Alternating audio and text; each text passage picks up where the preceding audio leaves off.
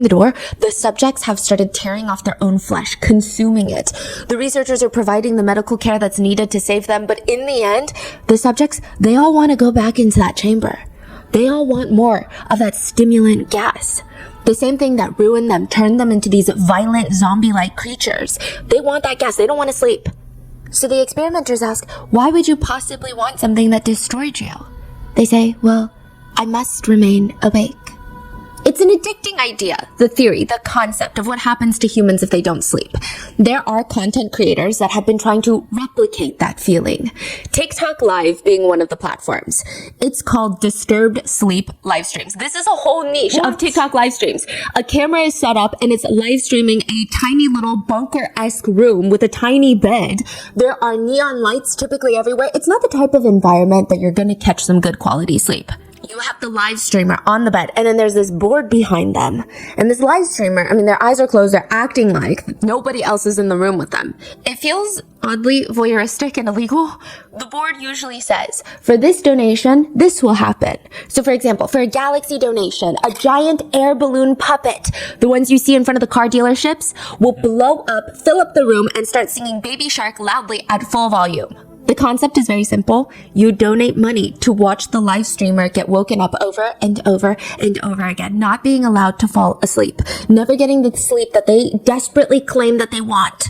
Are they sleeping or are they sitting there? They're sleeping. They're laying down, eyes closed. So how did that balloon pop up? Once you donate, it's all automated. What? Yeah, I don't know if someone is there helping. Huh, okay. Yeah, and they make money. You get your own little Russian sleep experiment. You get to torture these live streamers, and humanity becomes less appealing for aliens to save. This is the TikTok live streaming world. It is like an internet's no man's land. I mean, sometimes it's fine. Like, sometimes you get those packaging videos or like the crystal scoops or the live harvesting pearls from oysters. I don't know how good that is, but you get those. Other times you go on there and it just progressively gets weirder. There are people pretending to be robots saying, if you donate X amount, I will slap myself in the face. There's this one guy who's on live. He makes these card houses, like, you know, you stack the cards, and he just starts crying, begging viewers not to donate, which is confusing. And of course, reverse psychologies everyone into donating because they want to know what's going to happen if they donate. And he's just sobbing like someone is holding him at gunpoint. Some people sit there and they tell you the fate of the rest of your life for a small Galaxy donation of $9. I mean, it is the place to breed insanity. And as of recently, a woman named Ash Trevino becomes one of the more perverse additions to TikTok Live. Ash Trevino is a 36-year-old woman from Texas who is very clearly doing well for herself on these TikTok live streams. She claims that the most that she's ever made in a single live stream, one sitting there for 2.5 hours, she received $12,000 in donations. $12,000. And her content is not even that stimulating. Like, if you're swiping through TikTok Live, you see a man sleeping next to a giant air balloon puppet, you see a man crying on live, these are going to capture your attention. She just sits there at her makeup desk on the phone talking to her boyfriend. And you're just listening to them talk. You listen to their conversation like a little fly on the wall. I mean, one of her many boyfriends.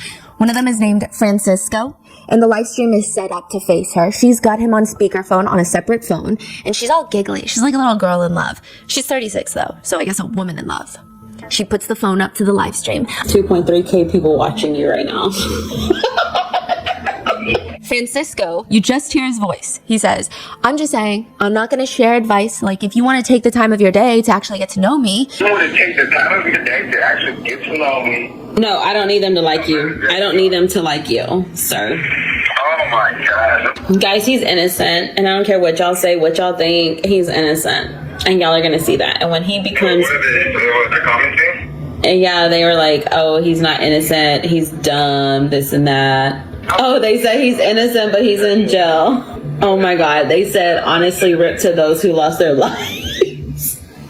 And her viewers, Ash Trevino's viewers, they start turning on her, asking her, why would any of this be funny? Why is this funny to you? Why are you laughing? And she responds angrily, why is it funny? Because you guys are sitting there posting it on my stuff. That's why it's funny. Because y'all are making it seem like some man is guilty of that when he has nothing to do with that. So that's why it's so funny, because y'all are blaming somebody that's innocent. Like, y'all don't even know the whole freaking story, bro. Y'all see what y'all hear and what y'all read, and it's not even the truth. Like, I don't care. I don't care. Which has people begging the question, What did he do? What is he innocent of? March 28th, 2018, 9:30 p.m. The King County Sheriffs are called to this apartment complex. It's a big apartment complex. It's one of those where you have multiple different units, multiple different buildings and facilities. And the police, they know why they're called to the apartment, but even when they get there physically, it's like every single resident came out of their unit and now they're just running. They're scrambling. People are running every which way. The entire apartment complex feels like all hell has broken loose. The police go straight to the place where everybody is running away from. They go straight there. They're going in the opposite direction. They get to the side of the apartment complex, and on the pavement, they find two bodies laying there soaked in blood. Two teenage girls, 13-year-old Elizabeth Juarez and 19-year-old Eviana Cortez. And now the question that police have is, why would anybody want to kill two teenage girls? Especially one that's 13. This doesn't even make any sense. What kind of people have it out for them? In 13-year-old Elizabeth's bag, they find a black can of spray paint. And above her body, they see all of this graffiti. They're called like gang tags. You mark your territory, essentially street gangs will, by graffitiing their symbols, their names, their street names, their gang names, their acronyms. And it has been reported that Elizabeth, 13-year-old Elizabeth, was part of the South Side Locos. It's a street gang. And I say was a part of very loosely because she's 13. I barely knew what I was doing at 13. The last thing that I had the mental capacity to do is pledge my loyalty and life to a gang. But apparently, she had seen that a rival from an opposing gang, their rival street gang, was moving into their apartment complex. And prior to moving in, they had come in and graffitied their name, ULK, all over the apartment complex. So as the rival gang member, she goes and she just starts crossing it out. She crosses out their acronyms, crosses out their names, and that is perceived to be a direct threat. Somebody sees her doing this. Now you're gonna think, if you see a little 13-year-old girl graffitiing on the side of the wall, even if you're a part of the opposing gang, I don't know, aren't there codes of conduct? Don't harm children. Would you not just think to yourself, what has this 13-year-old gotten into joining a gang? But no, she is shot and killed. Along with her, Eviana Cortez, who just happened to be there that day. She had nothing to do with the graffiti. Elizabeth is shot in the back of the head and the back of the left thigh. Eviana is shot 4 times to her stomach, leg, and left ear. They are both pronounced dead at the hospital. So he lives there and he just walked out and opened fire? In a car. Yeah. Wow. That is Francisco, and that is what he is in jail for. This is the person that TikToker, if you can even call her that, viral train wreck Ash Trevino is dating and is live streaming, talking to on the phone while he's in prison for these crimes. She said, they said RIP to the people who lost their lives, and she's cackling. She claims that he's innocent, but is he really? 19 shell casings were found at the crime scene, and Francisco's DNA was found on those shell casings.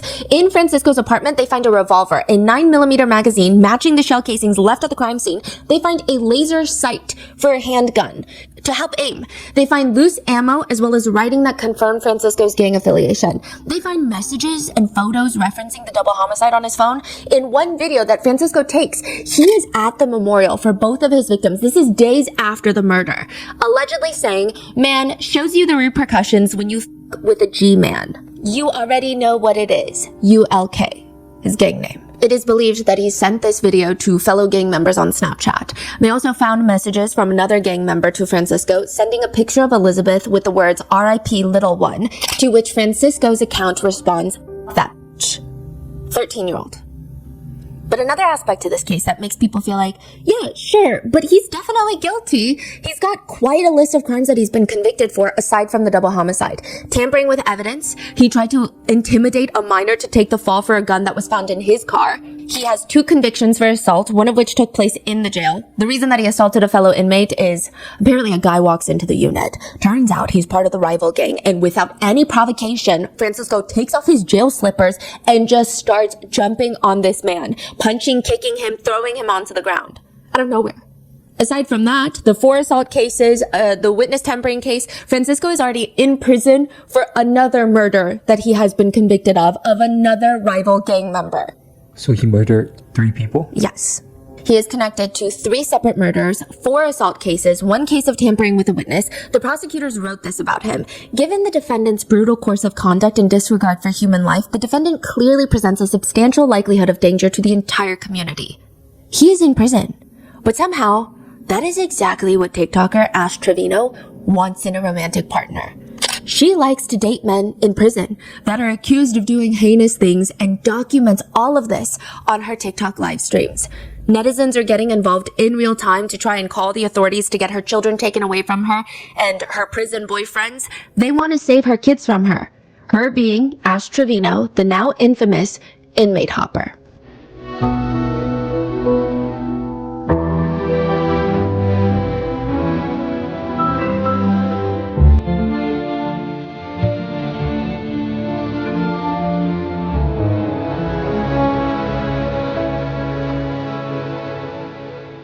We would like to thank today's sponsors who have made it possible for Rotten Mango to support the Palestine Children's Relief Fund. They are a volunteer-based and provide free medical care and humanitarian aid to thousands of injured, abused, and abandoned children. This episode's partnerships have also made it possible to support Rotten Mango's growing team. We'd also like to thank you guys for your continued support as we work on our mission to be worthy advocates. As always, full show notes are available at RottenMangoPodcast.com. A few disclaimers for today's case. There are heavy mentions of DV, potential CA, or potential neglect. I also want to make it very clear that the 2 minor daughters involved have already been through a lot publicly. We're going to be doing everything in our power to keep them anonymous and, of course, use just initials regardless of if their info is already all the way out there. It's also important to note that all the allegations regarding the Trevino family, especially Ash Trevino, are claims that Ashley herself has publicly admitted to or done on camera. Though at the time of filming, no charges have been made or pressed against Ash Trevino. The only quote-unquote guilty parties would be the people mentioned who are previously incarcerated. Any and all opinions, commentary, and theories are netizen-based and not personal. We're just trying to report on all online sentiment and aspects surrounding this case. I will have to say that I embarked on this brain-rotting journey that is Ash Trevino's lore, believing that it was going to be an episode for my other podcast, Moral of the Story, which I'm going to link below. A lot of you guys have been messaging me that it's the perfect cleanser, if you will, almost for mental health after some of these recent RM cases. But the more that I started jumping into the rabbit holes of court documents of her boyfriends, 2 things occurred. I believe that she is a danger to her children and perhaps even society. And 2, I feel like she has laid eggs in my brain. I feel like my IQ has dropped at least 10 points after listening to her live streams. So with that being said, let's get started. In the past few weeks, the internet has collectively band together to get a CPS case opened on a TikToker named Ash Trevino. Ash Trevino is, I want to say she is constantly live streaming. It's like being a CCTV camera on her phone, just a wall camera, a fly on the wall. How old are her kids? She is 36. She has 2 daughters that are 16 and 13. And she believes that the internet is unjustly trying to get them taken away from her. Ashley addresses this in a live stream saying, "Y'all are really trying to get my kids taken from me, and it's not going to happen. Do you know how many CPS cases I've had on me in the last 4 months, and I still have custody of my kids? Like, you do understand when you call CPS, you have to have actual proof that they're in an unfit condition, right? You do understand that, right? For those of y'all that like to call CPS on me, y'all do understand. You have to have proof that my kids are in harm's way, my kids are this, my kids are that, y'all really have to have proof."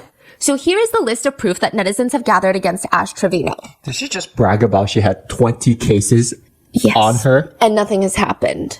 That's her biggest flex, biggest accomplishment, is evading CPS, falling through the cracks of CPS. In the state of Texas, one of the main things CPS workers are looking for is kitchen and food availability. The guidelines are along the lines of kitchen should have healthy, readily available food. CPS looks for balanced food options like fruits, vegetables, dairy, and proteins to ensure proper child nutrition.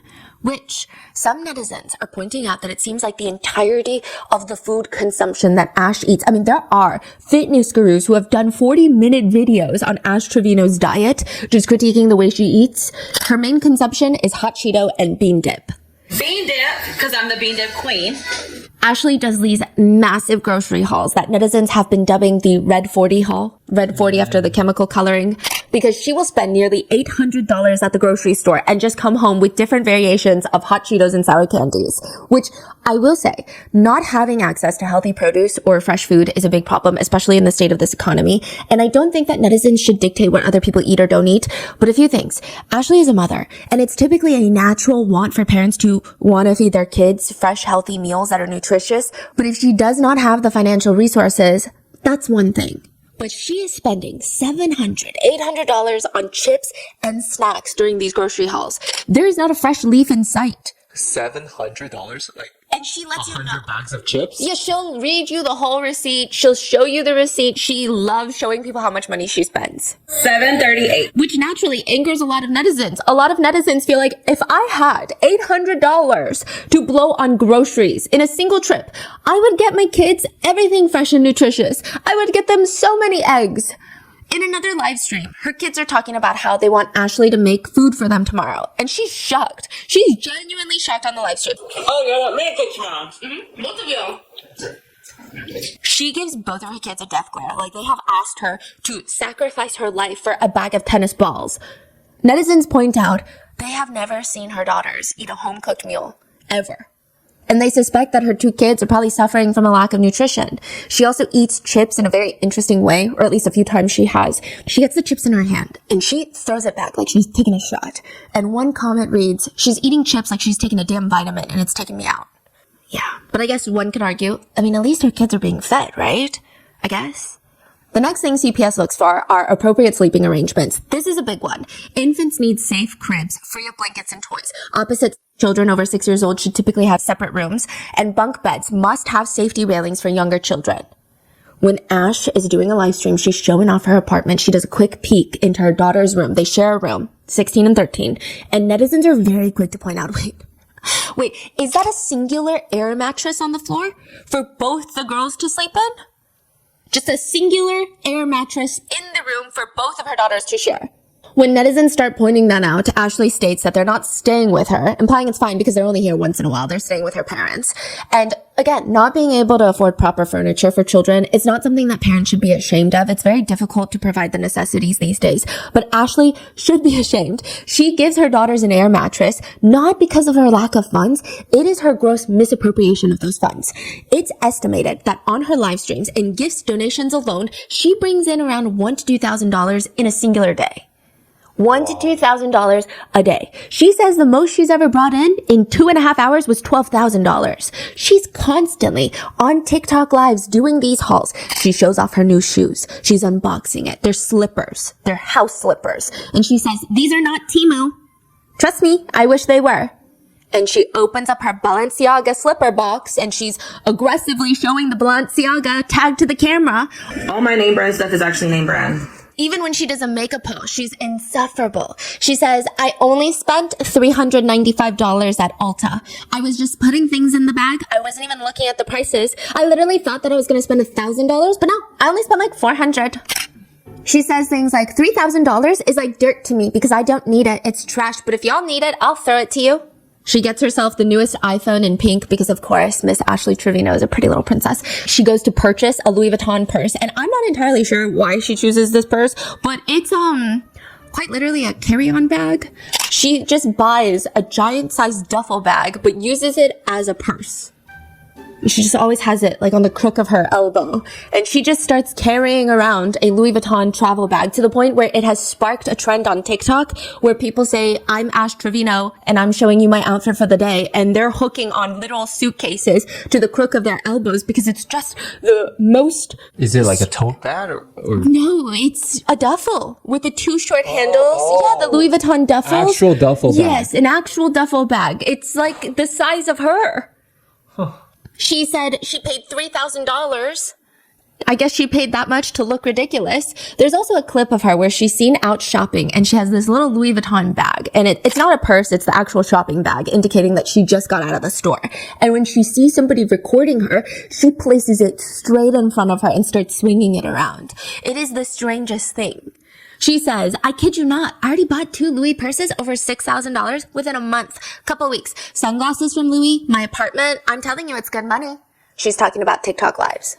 She brags about spending $327 at the Cheesecake Factory for 2 people, which I will be real with you. The Cheesecake Factory is not cheap, but it's also not that expensive. That is crazy. But she can't afford beds for her kids? Her explanation to netizens, and I don't know if she's going to have a chance to explain this to CPS workers or if they're even going to ask, but I digress. She explained. For sure, but now that I know that they fixed up their room, you see the LED lights? They fixed up their room. They brought their cajones back from my mom's house because they had their vanity stuff over there. They brought everything back. So now I'm going to buy them a bed for Christmas. But I'm going to get it before Christmas. But I don't know if I should get them bunk beds because they're older or if I should get them one bed to share. That's crazy. Yeah. She says, additionally, this excuse is brought up that she's just not sure which bed to get them, and that's the reason that she's stalling from purchasing a bed. But she continues to spend so much money. She spends, I would assume, thousands of dollars every single week on DoorDash, Ubers, and Airbnbs, as well as alcohol. Like she's living at different Airbnbs? Yes, she just loves to go to different Airbnbs and just party with 19-year-olds that she meets on TikTok. This is a 36-year-old woman. This is oddly infuriating, but it's not just material goods that she's purchasing. At one point, Ashley leaves her kids at home to go to Disneyland. She lives in Texas, so she flies to Disney, which Disney adults, great, do your thing. But also, if you have children and you love Disney, I can't imagine not wanting to experience it with them. When netizens call her out on this, like, this is so weird. You've got 2 girls and you go to Disney by yourself? I didn't take them to Disney. I've said this before. If you were not on that live, I'm sorry you weren't there. But I did not take them to Disney because my kids do not fly. What do you mean when she said that they don't fly? They don't like to get on an airplane, which is not true. Her kids have TikTok accounts, and one of them debunked her, literally saying, I don't know why she said that. Like, I fly. Like, I'm not scared of airplanes. This is so weird. And also, if the reason that she doesn't take them is because of school, why doesn't she just take them when they're on break? It's not like she has to go Monday through Wednesday. She could go on the weekend or during spring break. But the bragging never ends. Ashley Trevino even casually brags about getting a BMW. She just is in a BMW one day. She's sitting there eating In-N-Out live streaming, and she's showing her face. So she's sitting in the driver's seat eating In-N-Out, and she goes, y'all, I'm eating In-N-Out. And then she takes time to reverse the camera to show the steering wheel, and she said, okay, I got a BMW and it suits me. Sunroof, and it's nice. Like, it has an LED light over here and over here on the dash as well. Did she buy a BMW or is she? So clearly she can afford a bed. She also makes fun of her friends for flying Spirit while she flies first class. It is expected by CPS that parents provide a safe environment for their children. Interactions between family members are evaluated to identify nurturing relationships or potential signs of emotional or physical abuse. In another live stream, Ashley is on live while she's on the phone with her daughter. She asks her daughter, do you want lip fillers? Which her daughters, even if they were of age, they're 13 and 16, I wouldn't feel comfortable with my mom asking me that. I would feel pretty insecure. Do you want lip filler? No, my lips are actually big. They're not that big, baby. Okay, but they're big enough for me. They're not that big. Yes, they are. No, they're not. Why are you being a hater? Let me see.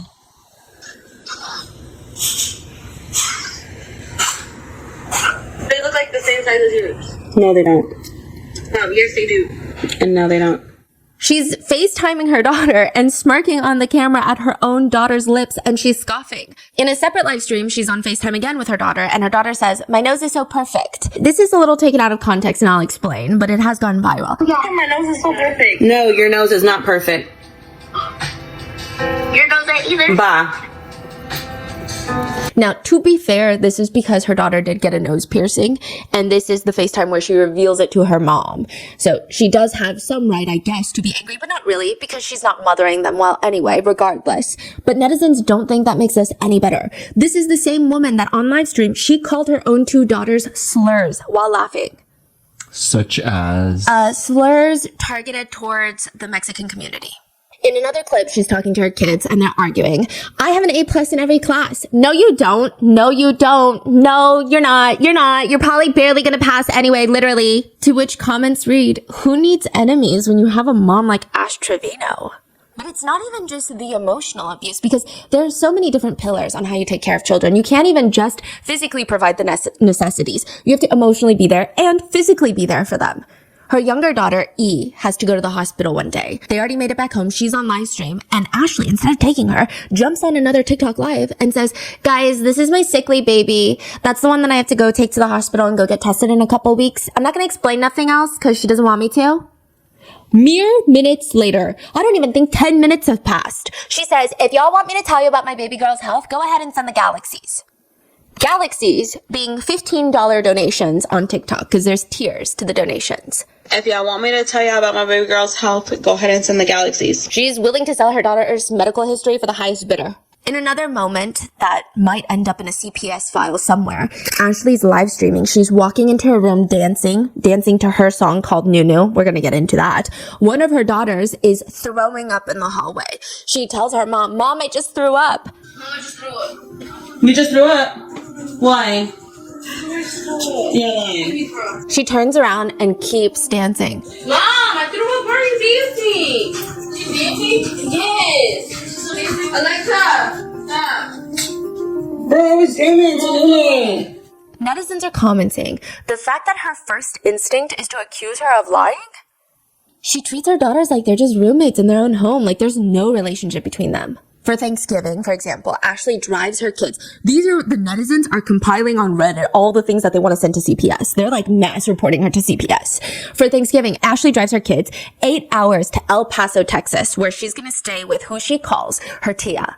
Tia meaning auntie in Spanish. But this is not Ashley's auntie. This is not the kids' tia. This is a random person that Ashley has met on the internet that she calls auntie. She's not been invited to her own parents' Thanksgiving, so she's going to a random person that she met online to her home, bringing her kids all the way to El Paso, Texas on Thanksgiving, leaving them sick and alone in the Airbnb. She's like, go order DoorDash for Thanksgiving. I'm going to go get drunk at the bars. And she's live streaming all of this. Wait, I'm so sorry. It's Thanksgiving? Yeah. You're going to the stranger's house? Yeah, and then, so she rented an Airbnb in El Paso, Texas, and she goes to El Paso to meet up with her auntie that is a stranger that she meets online. She brings her kids, throws them into the Airbnb, and is like, here, order DoorDash, because I'm about to go out with the auntie that I met on TikTok and a bunch of her friends. Oh. On Thanksgiving, she's like, just order whatever you want. But it's already not a good look, but it gets worse. While she's posting in El Paso, because she does not understand that live streaming does not mean that you have to stream the entirety of your life, she starts posting about being in El Paso. Another creator on TikTok sees this and posts a TikTok where she is tying her hair up into a messy bun, and she says, when you find out Ashley Trevino is in El Paso, indicating she's trying to fight Ashley Trevino. Ash, a full mother of two, starts mocking the creator on her live stream. She's like, when you find out Ash Trevino's in El Paso, I'm in El Paso and I'm a your baby daddy. What are you gonna do? She proceeds to tell the girl, then pull up then, and gives out the very specific bar that she will be visiting later that night. She begs the creator to pull up because the creator is GHETTO and they're in the rich neighborhood and the cops are going to take care of her. Ashley is live streaming at the bar, and I'm not entirely sure why she looks so surprised when the creator that she has been taunting the entire night does indeed show up to the bar. Since she's pretty much given out her GPS coordinates and everything, she's just sitting there while the other creator is saying, you asked me to pull up, and now you don't want to say anything, you asked me to pull up. The situation escalates to some mediocre hair pulling before everybody is kicked out of the establishment. The other creator goes on live to talk about what happened, and she says, this is me. I was like, so you tell me to pull up? And Ash starts getting up. So I went and I grabbed her hair. I snatched that. Bro, tell me why her hair feels like grass, bro. I grabbed it and it ripped off. Ash is later live streaming, brushing her hair with her fingers, saying, I don't even have my bobby pin anymore. I think she took it. I really do think she took it like for an autograph or something because I don't have it anymore. You would have thought like a that didn't like me was gonna swing. She would have swung at the okay? This pulls my hair. Like it's the first reaction this does. And I'm like, she pulled my hair. And this fat is really fat. She's saying all of this in the car while the stranger that she met on TikTok, the auntie, is driving. But now, to some extent, this auntie is intoxicated. They were live streaming in the bar where viewers clearly see her drinking. So now the drinking and driving is being live documented. When they get back to the auntie's house, the kids end up coming there. And E, the younger daughter, is not feeling well. She feels sick. She wants to throw up. On top of that, she's likely stressed and freaking out, or at least anxious about the bar fight that Ashley got into because she tells Ashley, I saw the video of what happened at the bar. Like I was watching the live. And if you're wondering, how do I know all of this? It's because Ashley is still live streaming right now at the auntie's house. house. And when they're at the Tia's house, when the night is over, the Tia's ex-boyfriend and his new girlfriend come over and a whole fight breaks out. Ashley is live streaming. You can't see too much. The cameraman is not doing their job because they're in the middle of the fight. Eventually, Ashley decides to call the police, but she's still live streaming. She does not turn it off. She does not mute her phone. She goes on to tell the police that they need to hurry and come, and here is the address. She says her auntie's full residential home address on the live stream. She doxes this auntie's place of residence, but also the place that she brought her children to. The police leave, and the auntie and all of them go back to Ashley's rented Airbnb because they don't feel safe there anymore. Which, side note, this is actually where a viral TikTok clip is formed. Ash Trevino calls her private parts her nunu, and she has this whole song about it. And people have this running joke that her nunu, her private spots, are quite smelly. They don't smell good. And there's this one clip that's been taken out of context. Why did she call it nunu? I have no clue. Okay. Yeah. And she's asking her auntie, does it smell? Yeah, does it smell? Does it smell? Does it smell in there? Does it smell? Does it smell? Does it smell? Did it smell? Did it smell?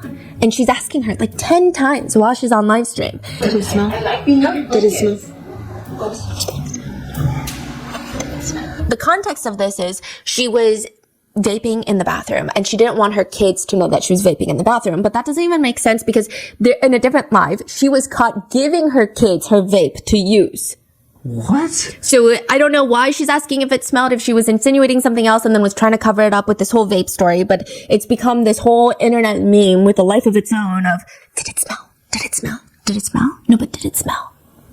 So the group of them, they're now back at Ashley's Airbnb and the daughters are there. Ashley is live streaming and she's standing there chowing down on fries and you just hear the auntie talking to her because a physical fight broke out to, I don't know the extent, but it seems like to some extent there was domestic violence. This is the auntie's ex-boyfriend that came and a physical altercation took place between him and the auntie. And the auntie, she's dry heaving because it's pretty clear that from the perspective of the live stream, she was harmed physically to some level.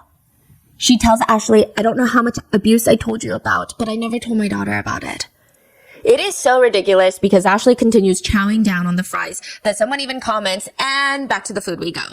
The El Paso incident, it becomes dubbed that in the Ash Trevino lore, is just this incredibly idiotic and unsafe situation. The drinking and driving, obviously, but also the fact that Ashley is egging a stranger to come and fight her, even though her kids are in town. She doxes her auntie. She confronts the stranger at the bar. I mean, there's so much going on, and it's just flat out dumb. But the most mind-numbing thing, the most mind-numbing part of all of this is this isn't even the first time that somebody pulls up to fight Ashley. She has been through this whole rodeo before. Ashley has started getting herself into altercations with other TikTokers, one of them being a creator by the name of Tampa Bay, who has taken the initiative to create a GoFundMe to support her travel fees to go to Ashley's home to physically assault her and pull up, which I like to mind my own business most of the time. I don't know the first thing about Tampa Bay, but I do know that Ashley should understand that whatever she is doing online is going to come back to her kids. There are creators out there that are wanting to find Ashley's home and confront her home where her kids often say it's a dangerous situation overall. Ashley would even tell Tampa Bay, pull up to my house then. Pull up. Tampa Bay said she was going to come in 5 weeks. I'll be waiting. Tampa Bay does in fact pull up. Thankfully, the kids are fine. Well, fine in that situation. But Ashley has repeatedly doxed her home address with no regard for her kids' safety. There have been incidents where the children, have noticed strange cars driving around, scoping out their house, and naturally they get very concerned, they get very anxious, very worried. They call the police. The two daughters and Ashley are home. Ashley is home. The guardian is home. The police arrive. They have to take a report. Ashley lets her two girls talk to the police officer while she stands there, pointing her finger in the air, holding up her phone. She's in the midst of a very intense, cutthroat TikTok battle. This is how she signals donate, donate. So you know TikTok battles, you see the lifeline go up and you're trying to get donations to beat the other creator. You have to keep doing some tapping motion to indicate like donate, donate, donate. This is her favorite thing, to tap in the air. And that means donate to me, donate to me. And she's tapping. I mean, nothing, not even her safety, her children's safety is going to get in the way of her getting those freaking galaxies. She goes out to the front to get a view of the cop car. She's showing this in the back, the officer, and she's whispering, double it, double it, double it, double it, double it, double it. Come on, double it, double it, double it. Is she whispering or? Yeah, but I'm sure the officer can hear her. What the fuck? Yeah. In another clip, she tells the live that her daughter has a burn, and she asks, what can I put on their burn? She's on the phone with her friend who says, I really think you should take your daughter to urgent care if it's bad. Can you send me a picture of it? Ugh, then I'm gonna have to get a freaking Uber. Okay, just because you have to get an Uber doesn't mean you shouldn't take her to the freaking urgent care. I know, but I have to get up early tomorrow.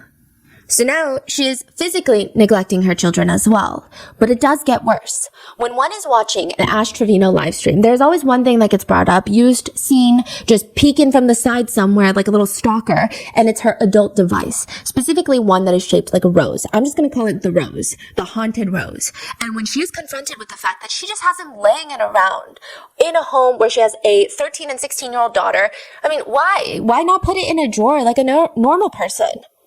She's asked on live, why do people support you when you have toys in front of your minor kids? And she screams, do they f***ing use them? They still touch them, asking, what should we name these? So to give you some context, there was an incident that this creator is referring to from a separate live stream. She's charging the haunted rose. And I guess one of her kids spots it and is like, what is this that's charging? Oh, why is that thing charging? Can you leave my rose alone? Bro, leave my rose alone. She needs me in a little bit. And the daughter asks, what's her name? Who? The rose? What's her name? Oh, I haven't named her yet. What should we name her? We should name her H. She says her name. Her own name. The daughter says her own name. Because she's 16. She doesn't know what's going on. And the mom says, ew, I don't want to name her that.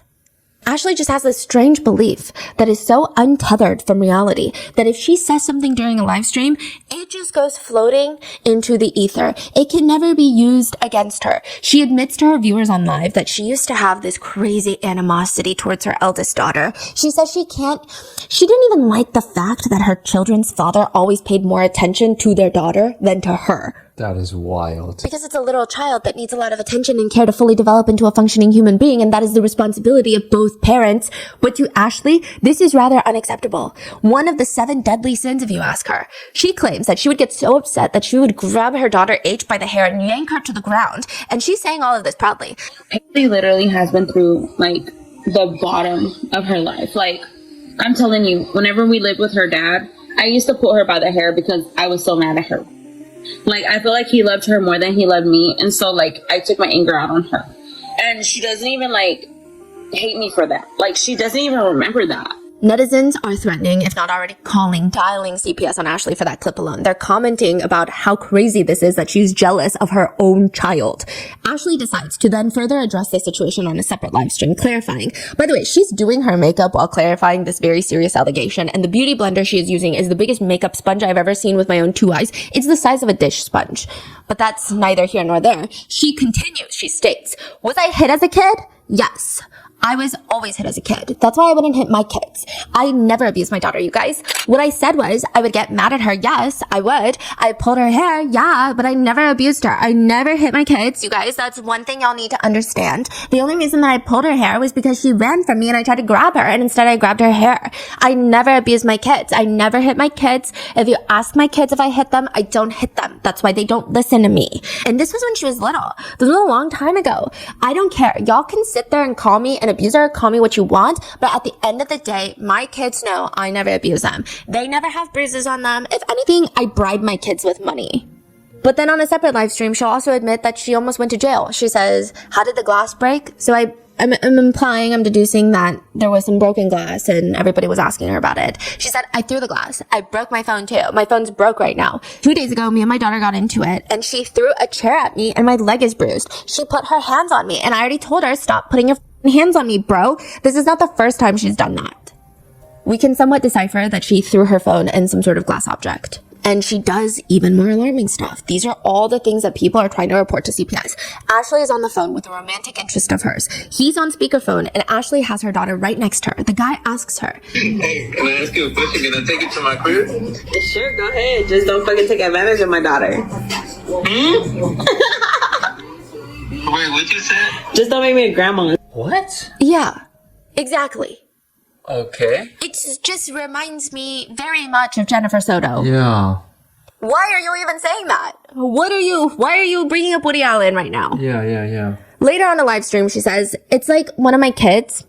She meets a guy. She likes him. Hypothetically. This is what she's saying hypothetically. She wants to do something. The guy asks her, how old are you? She says, I'm 18. I'm 17. She's 15 at this point. Guy believes it. And then I find out Honestly, if I find out my daughter's doing something, I'm not gonna sit there and call the cops. I was her age once. I was doing it, so. But the alarming stuff comes in by the types of people that she decides to surround herself and indirectly put in her daughter's paths.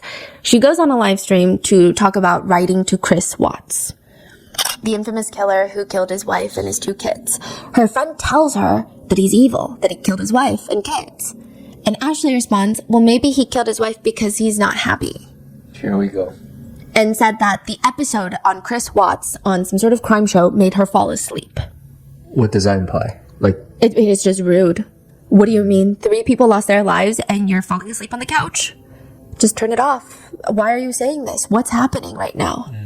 Do you know what an inmate hopper is? It's someone who likes to date inmates and will jump from one inmate to another. Typically, I would imagine they themselves are not an inmate, so they're, instead of on Hinge, they're exclusively finding romantic partners on writeaprisoner.com. And Ashley Trevino gets known on TikTok for being an inmate hopper. But it really all starts with this very awkward moment when she live streams herself picking up her boyfriend of 9 months from jail while he's being released. wait, is this the one that happened? No, that was a separate person who likes to sleep with inmates when they get out, or she slept with one inmate and it was connected to Wade Wilson because she was like, Wade Wilson, hi, and then we covered, yeah. Yeah, it's like a thing. It's a thing, yes. She brings him to this hotel room. There's a giant heart on the hotel bed made out of roses. She has a whole snack basket picked out for him, and he's just walking in, and the whole live stream is uncomfortably awkward. He's ignoring her. He doesn't seem excited to be there. He doesn't even look excited to be a free man. It almost appears by some netizens' perspectives that the prospect of him getting into bed with Ashley Trevino, he'd rather go back into his cell. And the energy, the visuals are just off, and people are commenting. I remember when my ex came out of jail, he literally could not stop touching me nonstop. He would not stop holding me. He would not stop paying attention to me. Jesse showed no interest in her. This is so sad. It is pretty clear that Jesse was likely using her for commissary funds when he was in prison. Even when they live stream together, he looks like he wants to keep a safe 6 feet social distancing space between them. But before you even feel a tiny, modest sympathy for Ashley, she also gets upset when Jesse wants to see his own children because she doesn't want his child's mother in his life. Within 3 days of Jesse being out, she's calling him her husband. People are confronting her about the fact that he has his child's mother's face tattooed on him, and they tell her, hey, are you not upset? They're just trying to start drama. Okay, they're egging her on, the netizens. They're like, are you not upset? You don't want your face tattooed on Jesse? And she gets very defensive. I'm good. I don't need a tattoo to symbolize what I am to my husband. As long as I know where I stand with my husband, we're fine. But she gets his TikTok handle tattooed on her. Not even his name, the TikTok handle. Like, at Rotten Mango, imagine you tattooing that. Wait, she tattooed it on her body? Yes, his TikTok handle. What? The relationship lasts somewhere in the ballpark of 8 business days before Ashley is on live stream ranting, clapping her hands as if we are the ones to blame for this. She says, and that's what irritates me. Y'all think you know him? Y'all don't, bro. I was with him for 9 months, holding him down, and he's talked so much crap about me. The tears that I have to hold back when I see him. Look, he's requesting again to be in my live stream. He's requesting again. Jesse is not a nice person. Jesse is a really mean, ugly person. Y'all don't know what I've had to endure the last 2 weeks, okay? I'm not wanting to bash him. He's not a nice person.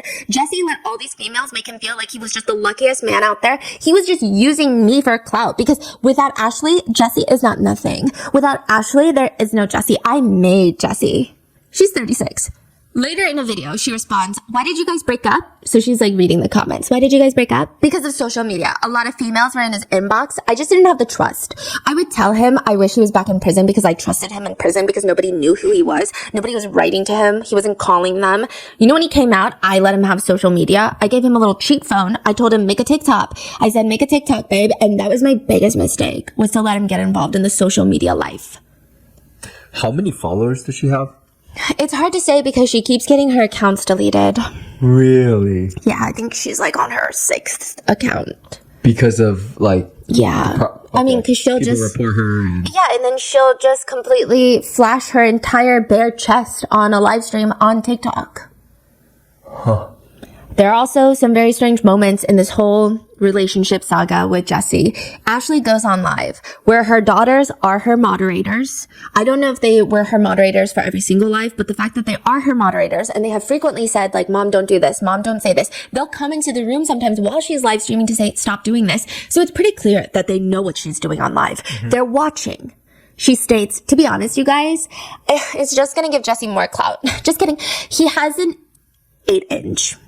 I mean, the first day we did it like, what, 5 or 6 times? If I can remember, maybe a little bit more. The first day, the first weekend was pretty wild. I literally could feel him like up here. And I would tell him like, it hurts. Like, she goes into graphic detail describing the width, I guess. In a separate live, she's asked, was there passion? To be honest, yeah. It's crazy though, because for like 2 weeks, it was still good after the second week. The first day, we did it like 5 or 6 times. I can't even remember. Maybe a little more. The first day, the first weekend was pretty wild. I would tell him like, it hurts everywhere, everything. And then she would just nod, licking her lips. And every single time, we didn't use protection. And he never pulled out. Meanwhile, Jessie is on a separate live stream where he claims that he had to put a blanket to cover Ashley Trevino's entire body and face because he could not get excited for activities without that. You're kidding me. Yeah, no, I'm not. That's crazy. Did you like put like a bag over her head when you guys, you know? Okay, so I put the blanket all over her. I just wanted to see that. If I seen anything else, it wasn't gonna work out. You know what I'm saying? The top comments are, mind you, this is my phone. Mind you, I just woke up. Soon after their breakup, Ashley starts hinting at the fact that she might be pregnant. And hinting is a severe understatement. She might as well have tattooed it on her. Potentially pregnant. She tells her viewers, I was ovulating the day after the day he came home. We can all be your baby daddy. You want to be my baby daddy? Nah, I already told Jesse that if I'm pregnant, I told him on the way to Irving. I said, on the way to Irving, I told him, I said, look, if I'm pregnant, because I told him, I said, I start my period in 3 days. And he's like, what are you telling me? I said, I'm just saying, I start my period in 3 days. And he's like, what are you telling me, Ashley? And I was like, no, I'm just saying, like, just in case, you know, something happens and I'm pregnant, I don't need you to be there for me. I said, I can raise this baby on my own. I've raised 2 of them on my own. I don't need you to be here to raise my baby. people were so confused by this. People start putting the dates together, and Ashley's digital footprint has likely accelerated climate change by at least 24 months. She is live streaming every single waking moment of her day, which is not a great thing to do if you don't want to get caught in your own lies. People are running through the timelines to point out, wait, if she was pregnant, then she had her period on this date, then she would have known that she was pregnant and she missed her period. But those days that she would have known that she was pregnant or potentially pregnant, she was just drinking and live streaming all the time. When she's confronted with this, netizens are very upset because that's a very serious thing to do, is drink while potentially pregnant. And she says she's drinking because she's not 1,000% confident that she's pregnant when you can just take a pregnancy test. She says that she merely has a suspicion that she's pregnant, but she didn't take a test yet. It is the very accurate, very true intellectual theory that if you don't know, it does not exist. She says, once I find out for sure that I'm pregnant, I'm not drinking. I am off of it for 9 months. But she's also very upset that her viewers care about her drinking alcohol and potentially being pregnant. She says, I'm not going to answer yes or no if I'm pregnant. That's not what I'm going to do. You're going to have to wait. Y'all are not anybody important to me. So for me to just sit here and say, no, I'm not pregnant. Yes, I'm pregnant. Y'all are not important to me. I don't even know you. Very quickly, the newfound pregnancy becomes Ashley's entire personality. She streams, y'all, I've never been so scared to bring a baby into this world. Because when I brought them to, I was with their dad. Me and their dad were married each time. They were planned. This one was planned too, but I'm not with Jessie no more, and I'm scared. I'm scared. Wait, is she pregnant or? We don't know. She's just like crying about it. Yeah. In another live stream, though, she complains, Today, my back has been killing the fuck out of me. Like, I totally said, girl, I feel like I'm about to start my period. And I just got off my period. and everyone's like, how would you just get off your period if you're potentially pregnant? Eventually, the story becomes too ridiculous to sell. I mean, at some point, even the trees in your backyard are going to start putting 2 and 2 together, like none of this is making any sense. And ultimately, she addresses the pregnancy situation by saying, were you ever pregnant? Yes, unfortunately, I was. But the stress gets to you. So unfortunately, I was. And I was very sad, but I was happy at the same time. Hinting at the fact that she suffered from a miscarriage from the stress. The comments read, she reminds me of one of those high school girls that would say that they're pregnant for attention and then end up, quote, losing the baby. But later on, Jessie explains in a live stream that Ashley terminated the pregnancy, or at least that's what he thought, but she did not suffer from a miscarriage. To which Ashley responds on live, Nobody was supposed to know that I had an abortion.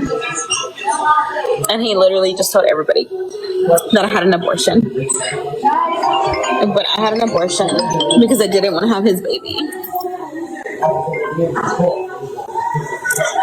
Hey, Daddy. I absolutely believe in my freedom of choice as a woman, but I think the difference between having it be a choice versus having a miscarriage are completely separate things, especially in this situation. She originally claimed that she lost her baby due to stress, and that is not a choice. Netizens were obviously sympathizing with her after that, and even had she said, I made the choice to do this because I don't think I'm going to be a fit parent to a newborn right now, I mean, I guess it depends on everybody's beliefs, but I think that's perfectly normal. But netizens were obviously sympathizing with her, donating so much more to her because they thought that she had suffered this very traumatic thing that a lot of netizens can relate to. But it was a lie. In another clip, she says, He's just mad because I aborted our baby. I never wanted to have his kid anyways. I'm literally glad I got rid of our baby. I didn't want nothing from him. What makes this even worse is the fact that in a separate live stream, this is when she was telling the whole world and everybody's mother that she might be pregnant. She says, if I'm pregnant, I'm keeping the baby. I already told my kids. I told them, there's a possibility. So she's getting her minor children emotionally and potentially just mentally involved in this. Mm-hmm. With Jesse's relationship with Ash Trevino, that's where she really starts gaining a lot of TikTok fame. But people find out this is not her first relationship with an inmate. In fact, there was a previous one that she documented heavily through Instagram by the name of Isaiah Gonzalez. This was her previous husband that was in prison. She'd introduced her children to them. She had brought her two very young daughters. At this point, the eldest was about 10 years old when she brings them to prison to meet this prisoner that she has now decided to marry. How do we know about this? She has documented it all over Instagram and then slowly starts talking about it on live. So through her Instagram, we find out that she's posting pictures of the girls visiting Isaiah Gonzalez. And she writes, we had a great visit today and so blessed that both of our girls were able to go see daddy. This is the part that is so sick and twisted. This is not the girl's biological father, but she almost convinces them, or maybe she's telling them to call him daddy, or is convincing them that this is their new daddy. I don't know. She writes, you can see the happiness on his face. Our first family picture, only one more glass visit until he gets to hug us all. Which I'm not sure you should be taking your children to prison to hug random inmates, but she even introduces Isaiah as the youngest's daddy to the world. She keeps doing this. She's saying this is E's daddy.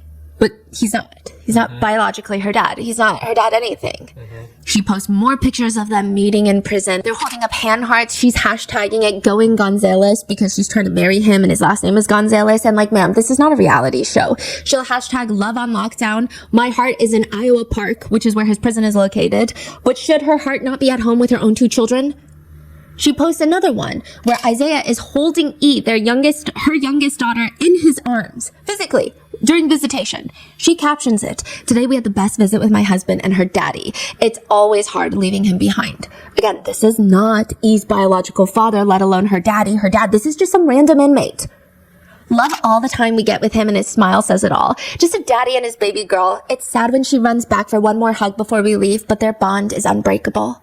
I do want to preface this by saying, I think with the way America likes to incarcerate people for just pretty much everything, there are people in prison for possessing weed. There are people in jail for allegedly being involved in an incident involving the United Healthcare CEO. There are a lot of reasons that people are incarcerated that a lot of people might not necessarily think they should be incarcerated for. I think that for a lot of inmates, having a strong support system outside of prison waiting for them when they get out, it does help rehabilitate them. Again, I'm talking for drug possession charges, things of that nature, health insurance fraud related charges involving massive healthcare companies, things of that nature. I think it's important for these people to have support, and I have a lot of respect for their partners and families that give them that while they're still being part of society and having to deal with the stigma of having a loved one in prison. However, finding inmates to date because you like the idea of being a prison wife is beyond my level of comprehension. Ashley posts on Instagram, August of 2019. She posts 2 pictures captioning, life had us in different paths, but just know he makes me happy and he asked me to marry him and I said yes. I am future Mrs. Gonzalez. She goes on this whole rant. For those of y'all that know, y'all know, LOL. And for those of you who don't know, now y'all do. People are going to judge us, but like we say, screw what y'all think. I have been here for him and plan to continue that throughout his entire journey that God has given us. Yes, he is away from me, but these years will go by so fast and I can't wait to become Mrs. Gonzalez. If y'all don't like us being together, then feel free to delete me, but he wanted me to let everybody know that he is mine and I am his. And for those of y'all that don't know, he asked me to marry him and got the blessings we needed to move forward with that. By the way, don't let those hate letters think it's gonna stop us. Soon being a prison wife becomes her whole DNA profile. She posts, I'm a prison wife. My relationship is based on letters, time-restricted phone calls and visits that are few and far between. I'm judged for staying with a man that I could never imagine leaving. I go to bed alone every night and hold it down on the outside while he comes home. I never know when he'll be involved in a riot or moved far away from me. Despite all of this, he is worth the wait. So do we know what was his... We're about to get there, yeah. She shows off sending 120 pictures, which I can only imagine they're X-rated pictures. She likes to say things like, being a prison wife is expensive, and I'm realizing that now because not only do I have my own bills, I still help him. He doesn't ask me for money, though. It's just one thing that if I do, it's because I want to. I feel like it's my responsibility as a prison wife. Which, side note, a lot of inmates have stated that when it comes to picking a pen pal, if they have a choice, they do not go for the girls that are aesthetically conventionally the most attractive. They will go for the ones that they believe are the most desperate, the one that is craving a compliment, dying for attention, because that is who is going to put money in their commissary. It's like a job. You want minimum effort, maximum financial reward. They sit there, write letters. It takes time, but the inmates have time and they get taken care of through financial ways. I don't think Ash Shaviro would agree with this sentiment. Yeah, she might think that she is the love of their life, the apple to their eyes. They're all peas in a pod. And if you send pictures, like Ash Trevino has sent 120 plus pictures in one go, to be exact, they will 99% of the time pass around those pictures. It is said that they have no respect for any of these. I mean, if maybe an inmate was with their partner before going to jail, they perhaps don't want to share those pictures, but they will pass around pictures.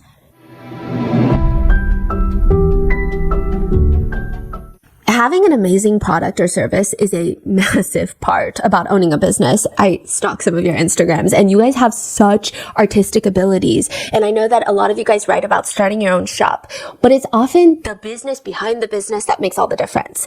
Enter Shopify. Shopify is a complete commerce platform that lets you start, grow, and manage a business. You can create and customize an online store. You can easily sell on TikTok, Instagram, and YouTube with multi-channel integration and optimize sales with Shopify's renowned checkout system. Shopify was truly the backbone of Grandpa Mango's art studio. And since we were an online only store, we basically wouldn't have been able to sell anything without Shopify. Upgrade your business and get the same checkout Selena Gomez's Rare Beauty uses. Sign up for your $1 per month trial period at shopify.com/rotten, all lowercase. Go to shopify.com/rotten to upgrade your selling today. Shopify.com/rotten.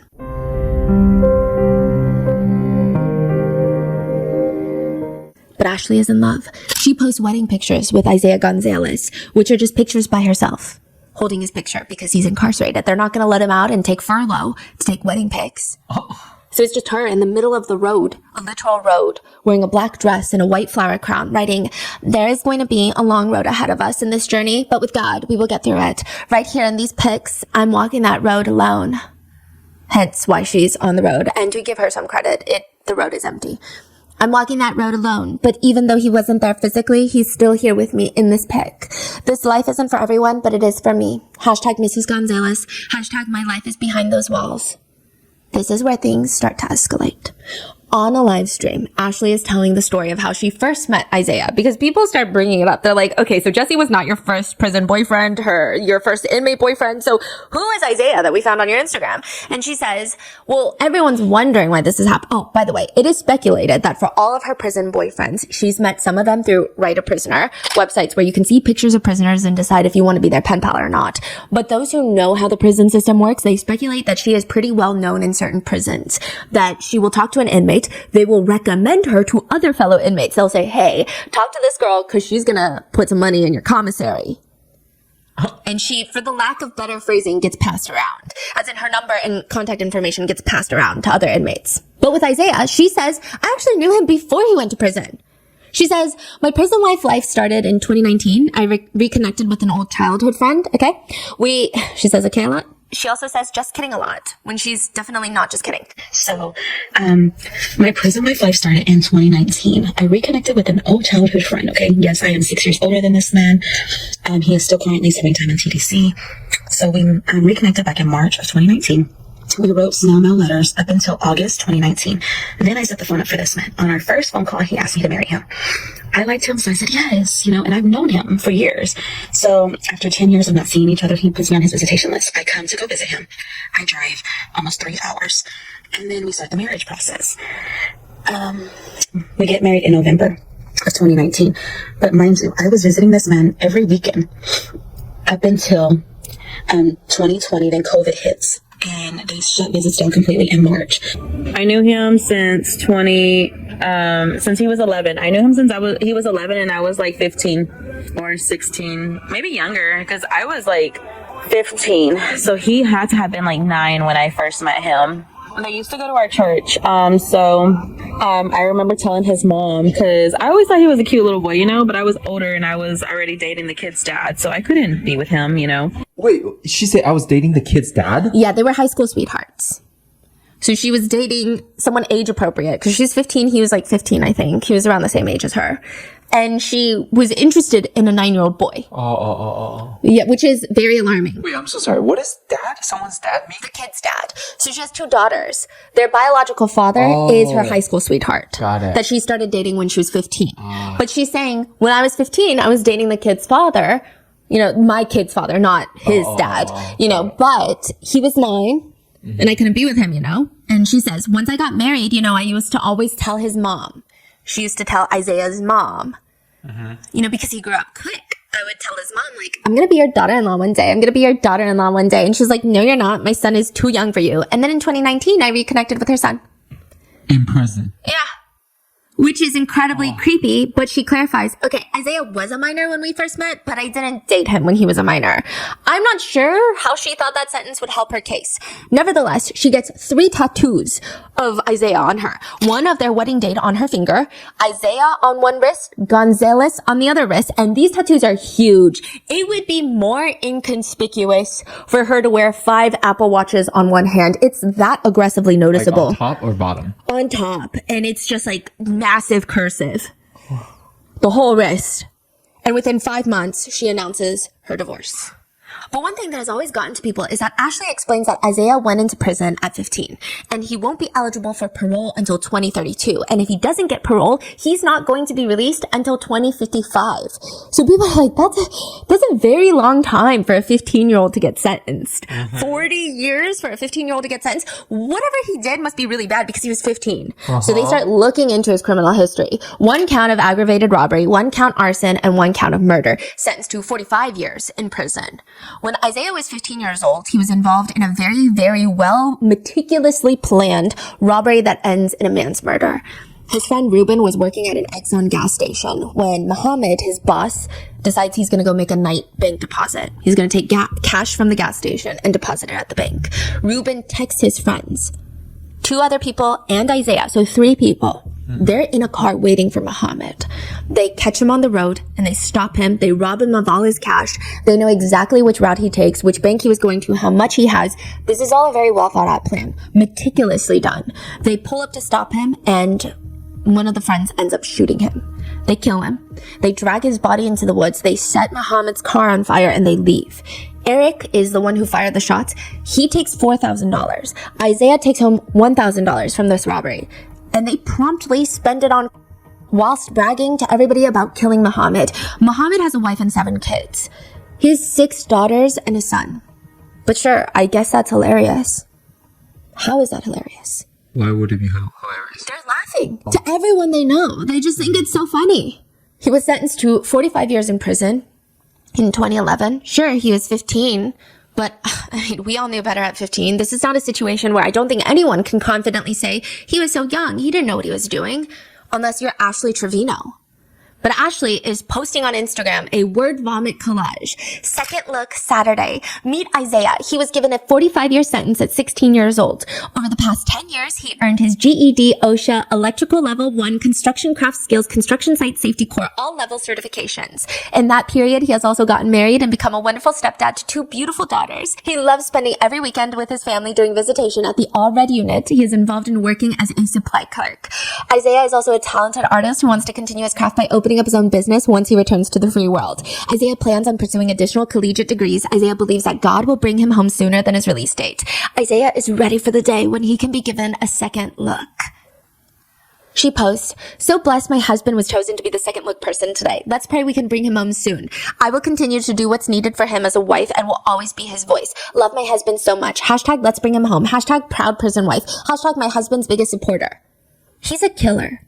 The worst part is Ashley is very proud of all of this. She TikTok live battles with someone talking about her inmate hopping ways, and the other creator says, that is a lot. How many inmates have you been with? Like 26, you said? It's like 30 now. Probably 26 in the last 5 years.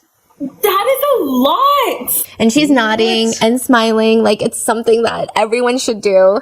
And they ask her, let me ask you a question. Why do you prefer inmates?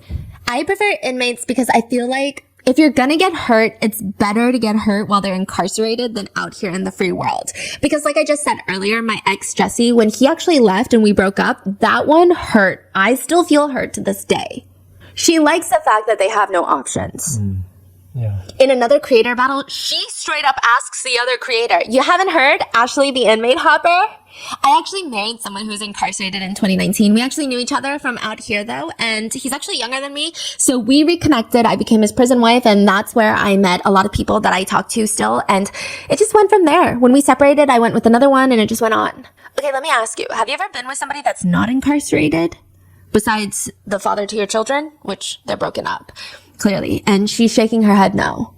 It just doesn't pan out for you, or you just don't want it if they're not inmates.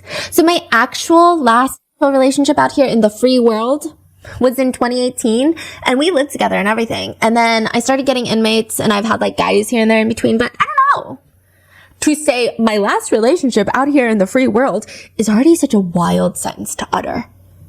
She will be on the phone with inmates during her live streams, just spewing words out of her mouth. You're my 30th inmate. Did I not tell you that? You really are. I swear. I've been with 30 inmates. Now I'm in like a prison sister-wife relationship. You're my 30th inmate. Did I not tell you that? I'm not with no one, just with you, but I've already married 2. You're stupid. I mean, now I'm in a prison sister-wife relationship. Because I guess the other prisoner she's talking to has a wife. What?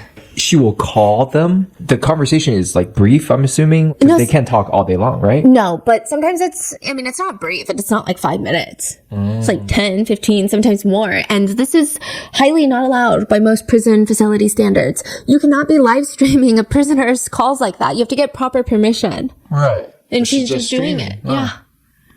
She's saying this while her daughters are in the house, the doors are wide open, and their friends are over, and likely they're watching her on her live stream.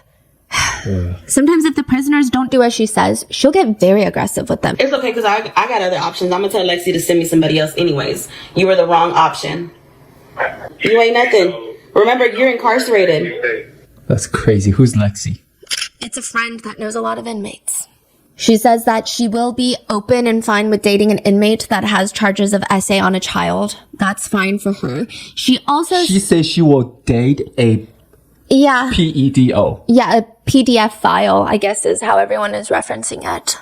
Mm-hmm. Wow. She has this moment where she talks about how murder charges and SA charges are not that crazy because every single person she's been with has had those charges. And that doesn't mean that they happened. She asks her viewers, how do you know? Were you there? Were you there? Every single person I've been with has had those charges. Were you there? We are now entering the belly of the beast.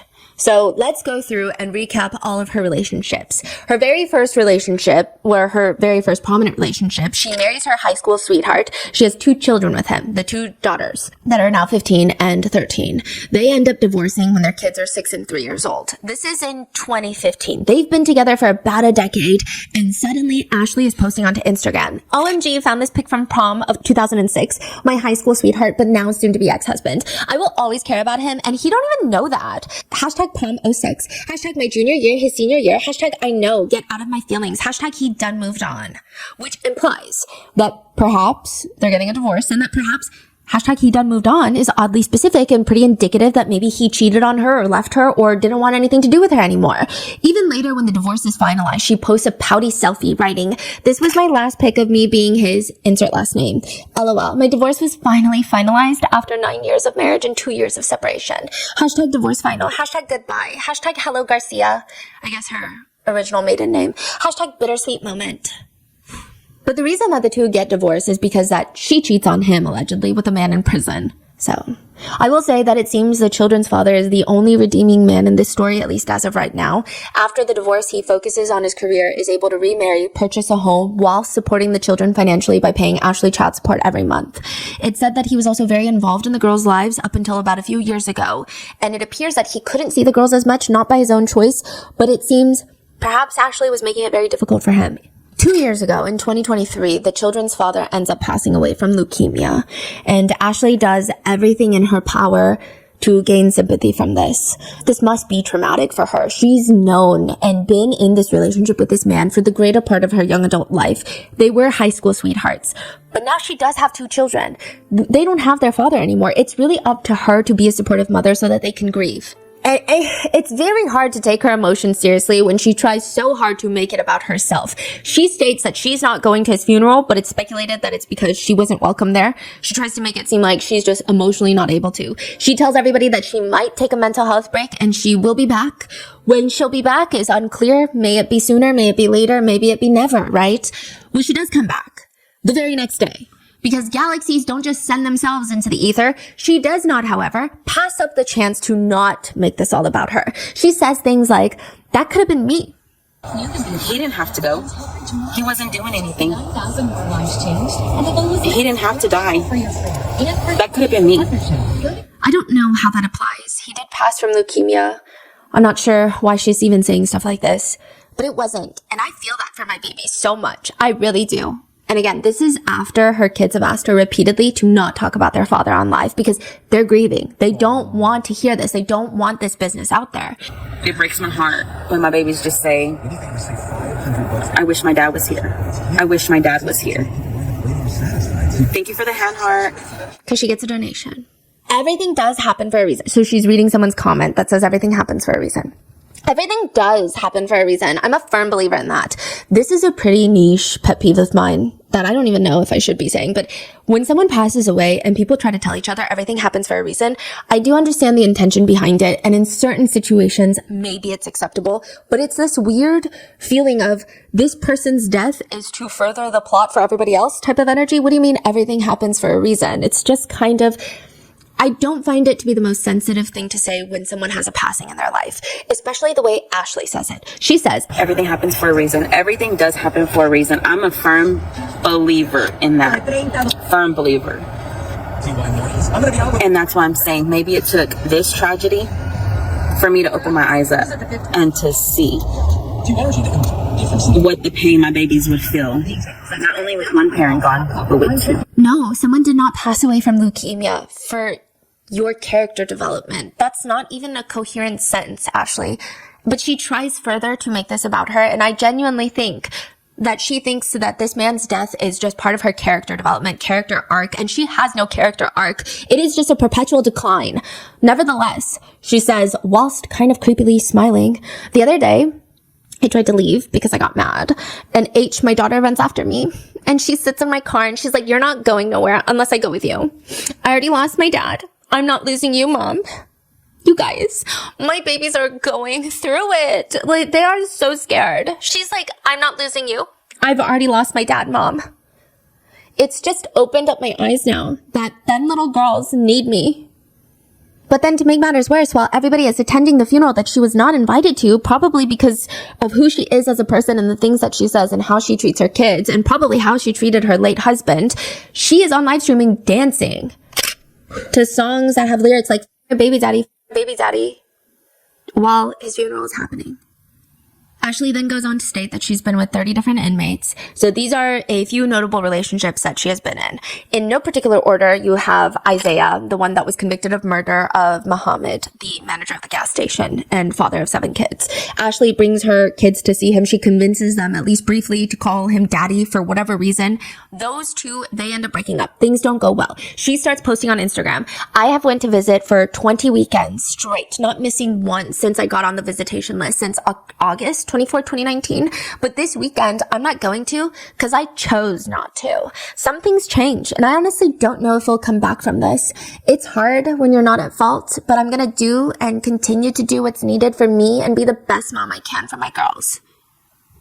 Then she dramatically posts, getting a divorce isn't always a bad thing. Never wanted to do it again, but here I am, and I know I will come out stronger than before. My babies need me. Fixing myself back up after being broken down to my lowest by someone who was supposed to love me. Apparently, their relationship came to an end, according to Ashley, when Isaiah heard rumors in prison that weren't true, she claims. Rumors that she was talking to other inmates.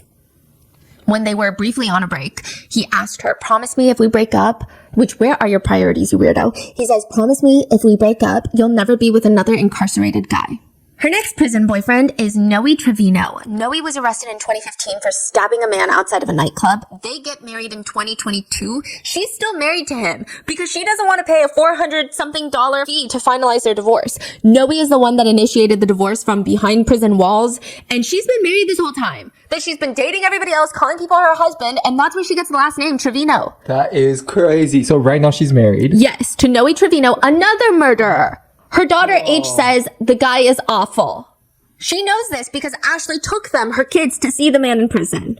At one point, it appears that she was dating another inmate, and the speculation, okay, so we don't really know much about this inmate. She never really spoke about him in great depth. However, she wore a necklace that would have his name, and it seemed like he was an inmate. And the speculation was that she's getting her makeup done one day on live stream.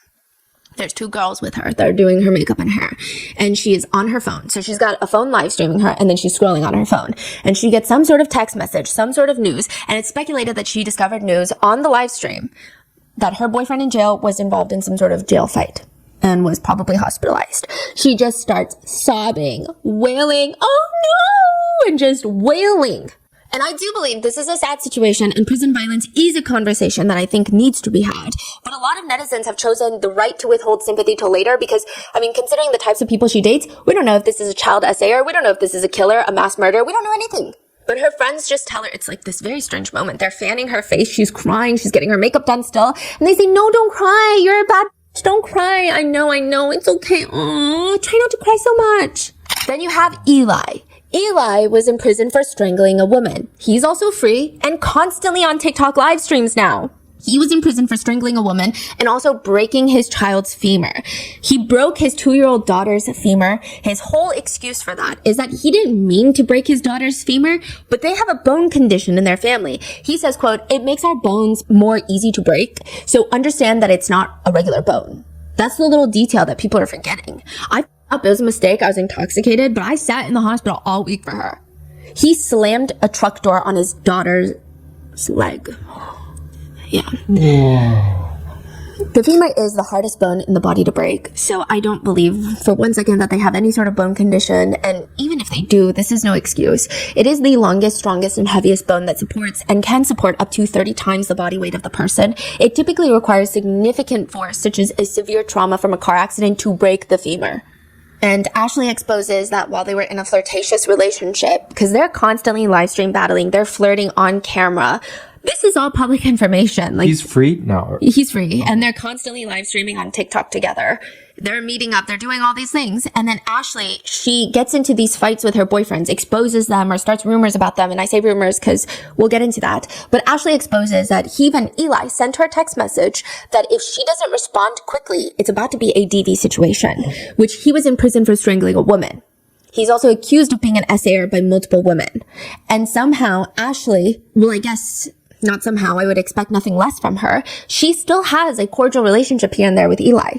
They always have this like on and off flirtatious relationship on live streams. They get upset with each other for just the most random things that are not serious. They don't get upset with each other for essaying people, child neglect, breaking daughter's femur, neglecting daughters, nothing. They go and they get upset because Eli will go on live stream and say that Ashley Trevino is built like a juice box. She has a very boxy body shape. But it is very strange to me that they are not upset with each other for the literal crimes that some of them are committing. Then most notably, you have her relationship with Francisco, and that is a huge part of the discourse, primarily for how heinous the crimes he committed were, but also because the two teenage girls he killed were 19 and 13. One of her daughters is 13.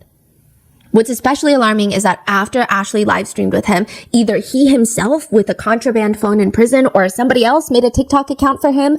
I don't know which option is worse, which by the way, he's also in another open case where he gave a prison guard $5,000 to smuggle in 100 pills of fentanyl and 1 pound of amphetamines. They were all caught. So he has another case. He might have a phone. That's what I'm trying to say. I don't know if it's a fan account. I don't know if it's his phone posting his own TikTok fan edits. I don't know which one is worse, but there are videos of him talking on the phone in prison with very specific songs playing. Some lyrics read, I don't know why, but I fell in love with breaking the law. And it's romanticizing prison life and breaking the law. Her relationship with double murderer Francisco comes to an end, not because he killed 2 young girls, well, and then another, so 3, one of them almost the same age as Ashley's own children. It comes to its fateful demise because Ashley would constantly show him on her live streams when they were video chatting, letting him speak to her viewers, talking about his victims, laughing that he was innocent, making fun of his victims, which is clearly, she's not allowed to be live streaming their calls. He has his video call privileges revoked for 90 days. And that appears to be the extent of Ashley's undying love for criminals. Triple homicide? Debatable. 90 days without video chats is an unspeakable break in their relationship. That is a deal breaker. It cannot be. Then you have Ash Trevino's more recent relationship with someone that she jokes is going to be her daughter's new stepdad. This guy, his name is Santos. He's out in the free world, if you will. The allegation is that Ashley's oldest daughter, who was 15 when this took place, had shown her mom this guy's account of this random small TikToker and was like, I kind of have a crush on this guy. Look at him. He's kind of cute, isn't he, mom? Which would be a normal, healthy thing for a girl her age to do. Just show her mom her internet crush. That is what it is. Just that, an internet crush. But Ashley instantly goes and starts flirting with Santos. She will go on lives with Santos, this random man that she's never met prior to this, didn't even know existed until allegedly her daughter was like, hey, isn't this guy kind of cute? I kind of have a crush on him. So he's not an inmate. He's just a TikToker. Yes, but he has been accused of some heinous things as well. Okay. Yeah, so double whammy. Just talking about how she's going to breastfeed Santos, telling him she's going to breastfeed him on live stream while she grabs her chest and is like jiggling her chest around. Her daughter walks into the room seeing this whole interaction and asks another person on the live stream, some random creator, Ashley is asking, are you jealous because Santos is going to have all of this? And she proceeds to get up and bend over. She tells Santos, you have to put body oil all over my body. Santos even asks Ashley's daughter, how do you feel that your mom stole your crush? To which her daughter claps back, Santos, how do you feel about being bald? Being bald? Yeah, he's balding. Oh. And Ashley just sits there. Why would you ask her that? Why would you ask her that? But does that stop her from publicly doing this and humiliating herself and indirectly her daughter? Although I don't think that her daughter should feel humiliated. I think that everyone on the internet is very well aware that she is her own person and her mom does not reflect her own personality. But Ashley tells her viewers, I've seen his pee-pee and he's already seen my nunu, okay? I've already seen his pee-pee and he's already seen my nunu. Okay? This is where the word nunu is born, her private parts. She also releases a song where she's like, you want to know how it smells?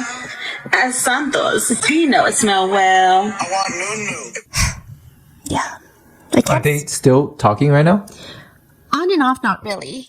Yeah, she goes on to apologize briefly for her actions on the live stream. She said, first and foremost, I want to apologize for my actions the other day. I know I shouldn't have done the things that I did. Out of alcohol, I did. There's no excuse, but yeah, so I'm just going through that right now. It really opened up my eyes, so I apologize to anyone that followed me, liked me, and then stopped liking me after that. I run to alcohol for everything, so I really apologize from the bottom of my heart.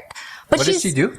just flirting with this guy so weirdly in front of her kids and saying all these things. But she's not sorry because she continues, quote unquote, dating this guy afterwards.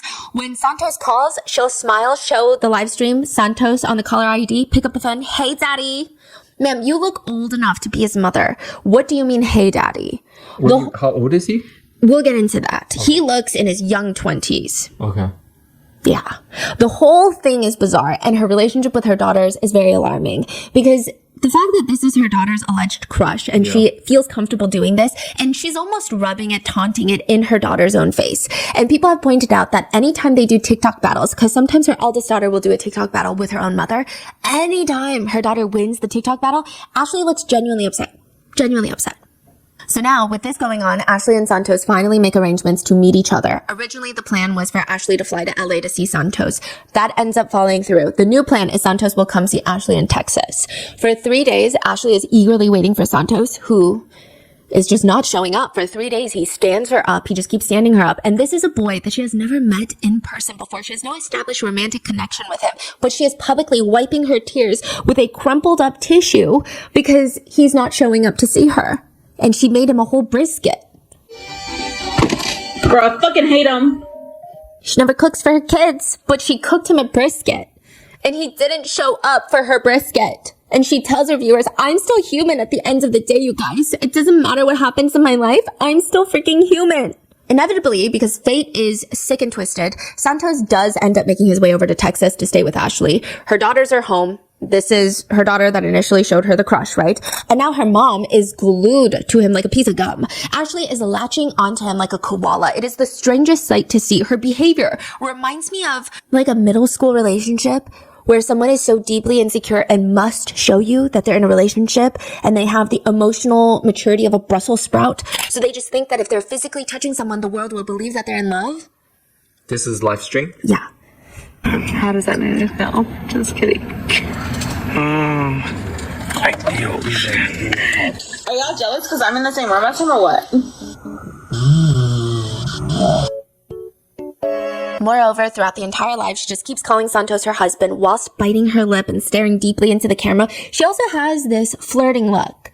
Anytime she's flirting with someone, this is her signature look. She bites her lip, squints her eyes, and then flares her nostrils. It's like her main goal. Yeah, but nothing compares to what is about to happen.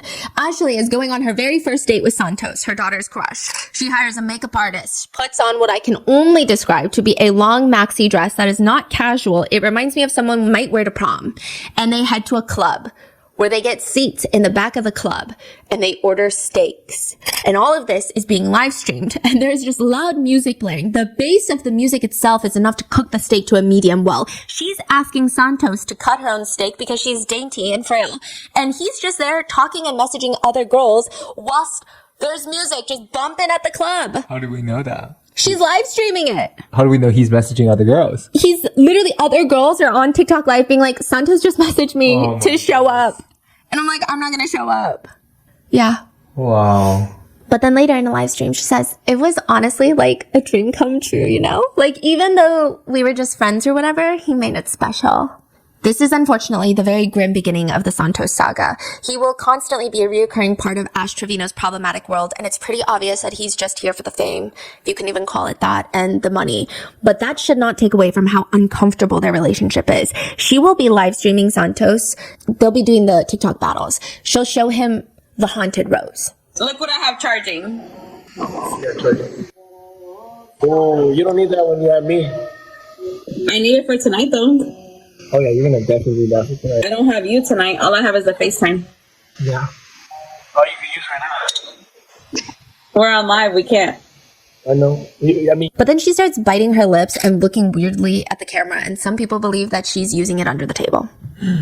There are allegations that she has done this before, using her haunted rose to haunt the entire internet. Allegedly, there are 2 clips of her where she has gone on live. Once, she just flat out left the screen, and you can hear things that sound like her using the haunted rose and being haunted.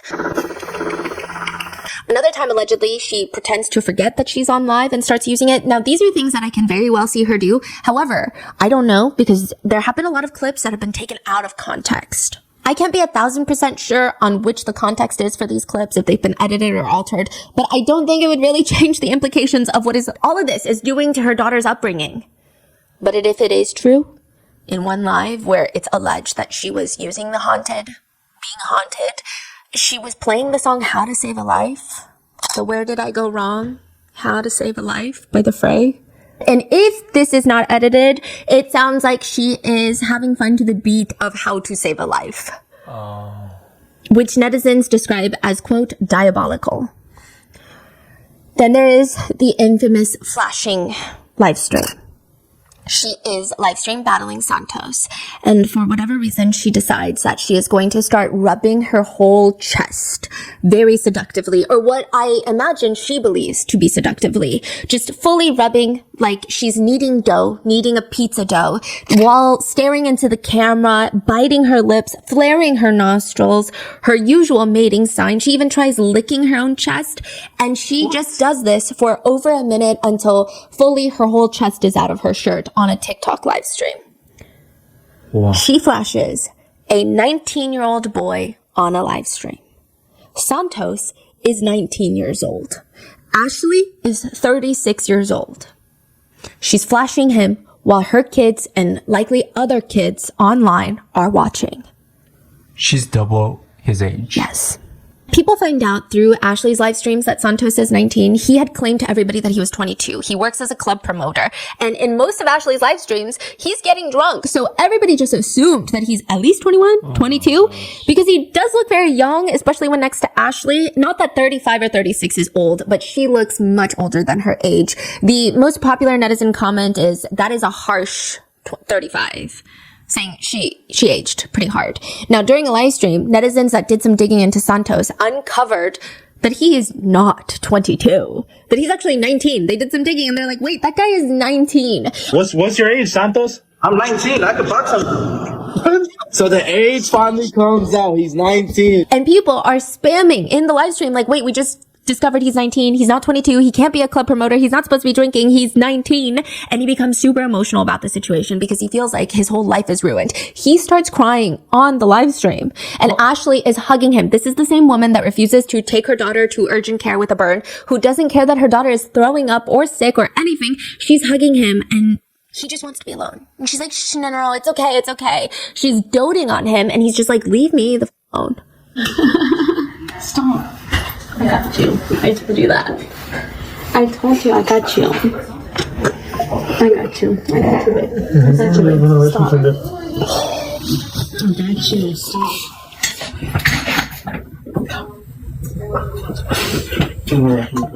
She says in a live stream, I don't even want to talk about it because right now I don't even have my kids. Y'all can hear it's quiet. You know, coming home and like seeing this empty house, it's sad. You know, it brings me back to when I didn't have them. They were not taken from me because I know there's going to be rumors circulating. No, my kids are not taken from me. But she says that with all the backlash of everybody finding out and she finding out, she says she didn't know Santos was 19. She is just in a bad place. And now everybody wants her kids taken away from her because Santos was provided alcohol because she assumed he was over 21. And all this drama is unfolding. And she's just very upset about it. The thing with Santos is he has allegations against him for SA. I don't know if any criminal charges were filed. It does not appear to be.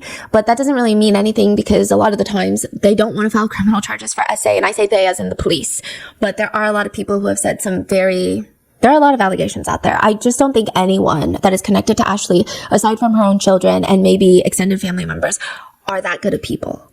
I don't think you can be to some degree. Because a lot of people that knew her in the beginning, they just knew her as like a TikTok troll, like inmate hopper, hee hee ha ha.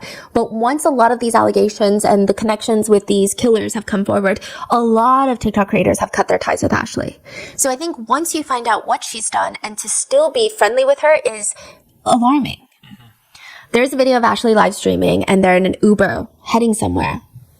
She's in well, actually, it's not an Uber. Her security detail is driving. I don't know why she has security. It's very much Jen Soto vibes. She says she needs security because anytime she goes out in public, she's just hounded and just constantly recognized. So her security is driving, and it's one of those 3-row SUVs. Security is in the very front, and in the middle seat, you have Ashley and her 2 friends. And in the very last row, behind Ashley, you have Santos and another girl who is also a TikTok streamer. While Ashley is live streaming, dancing to music, you see Santos in the back. And it looks like he's shoving the girl sitting next to him, shoving her head down in a way that would indicate that she is engaging in oral activities with him. She does not seem to be enjoying herself. I'm not accusing anyone of anything. I'm just trying to describe the video. It's not exactly certain what's happening there briefly. What? Some netizens thought that initially she was doing a line of drugs, but Santos, being the upstanding character that he is shoving her head down to make it appear like it's something that it's not.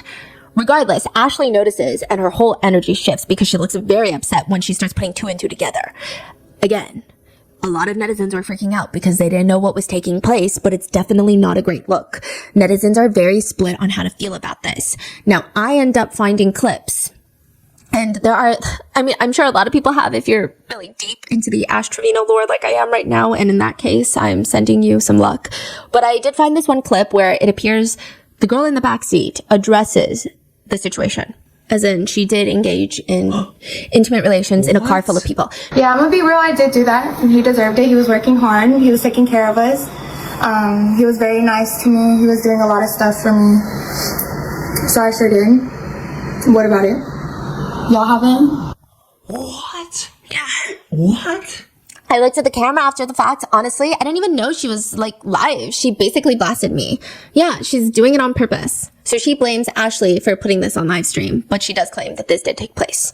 I will say that she is also a very questionable character. She was caught on her child's father's Ring camera, so her baby daddy's Ring camera, if you will, driving to his house with her newborn baby in the middle of the night, leaving the newborn baby in the car seat on the front porch, ringing the doorbell, and then booking it back to her car while giggling. She's like, hee hee, and then leaving.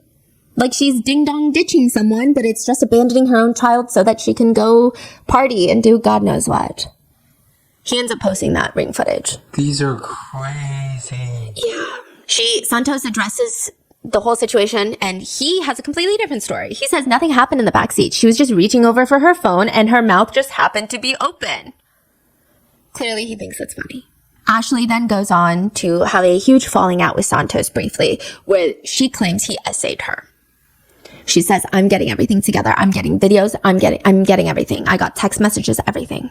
She says, I got bruises on my arm right now. I got bruises right there. I'm not under his spell no more. I'm not going to play anymore. I do believe that Ash Trevino can be a terrible person and can be essayed. I don't think that those two things are mutually exclusive, but I do think that in this situation, it's very hard to take the allegations seriously because she'll go and hop on a live stream with Santos after she makes these allegations. And she's like, You said I essayed you? You said that about me. No, you said I essayed you. You said that about me. Did I essay you? Answer this. You said that about me, yes or no? You said that about me on your live. That's all you said. They continue to go back and forth before calming down and giggle-gaggling, because while Santos is arguing, he was in the midst of getting a tattoo, which Ashley jokes that he should get her name tattooed on him. And all is well in the morally bankrupt world that is Ash Trevino. Until 20 hours later, Ashley starts getting emotional on live because Santos had texted her that he can't do this anymore, that the situation has just spiraled out of control. In any event, this sends Ashley into a full-blown orbit, and she goes onto a trip with a bunch of other TikTokers. One of the attendees is a 20-year-old woman who brings along her little brother. Now, this little brother becomes quite a controversy with Ashley. This is never ending. Yeah, there's pictures of them on this trip. It's so weird. It's like Ashley is their chaperone. But she's walking around the mall, and it's the way that she tries to act like she fits in with a bunch of teenagers when she's 36 and looks, 46. No offense. And they're all young. They're all young. In one moment on the live, she keeps trying to kiss him on the side of the face, which is very alarming. And even his older sister, Bree, is telling her, don't do this. Don't kiss my little baby brother. You're too old for him. And then there's other parts of the night where she says that she wants to wear a dress for easy access, indicating that she wants Bree's little brother to have easy access to her. That's the problem, right? Some rumors were going around that he was 16. Which would be alarming, right? But he does go on live to further state that he's actually 18. I am inclined to believe that he's 18. It does appear that he's 18. but it's still crazy. Yeah. During the night, Ashley is live streaming alone with this guy. She's cuddling him. She's sitting right next to him. He's sitting there facing the camera looking incredibly uncomfortable, and she's just resting her head on his shoulder. It's just so much is happening. So with her talking about being interested in a 9-year-old when she was 15, her talking about being interested in Santos, who is 19, when she's 36, and then this situation, it's just starting to get weird. Even when she talks about her daughter, if she were to see an older man and lies about her age, she wouldn't call the police. All of this is starting to get very, very strange.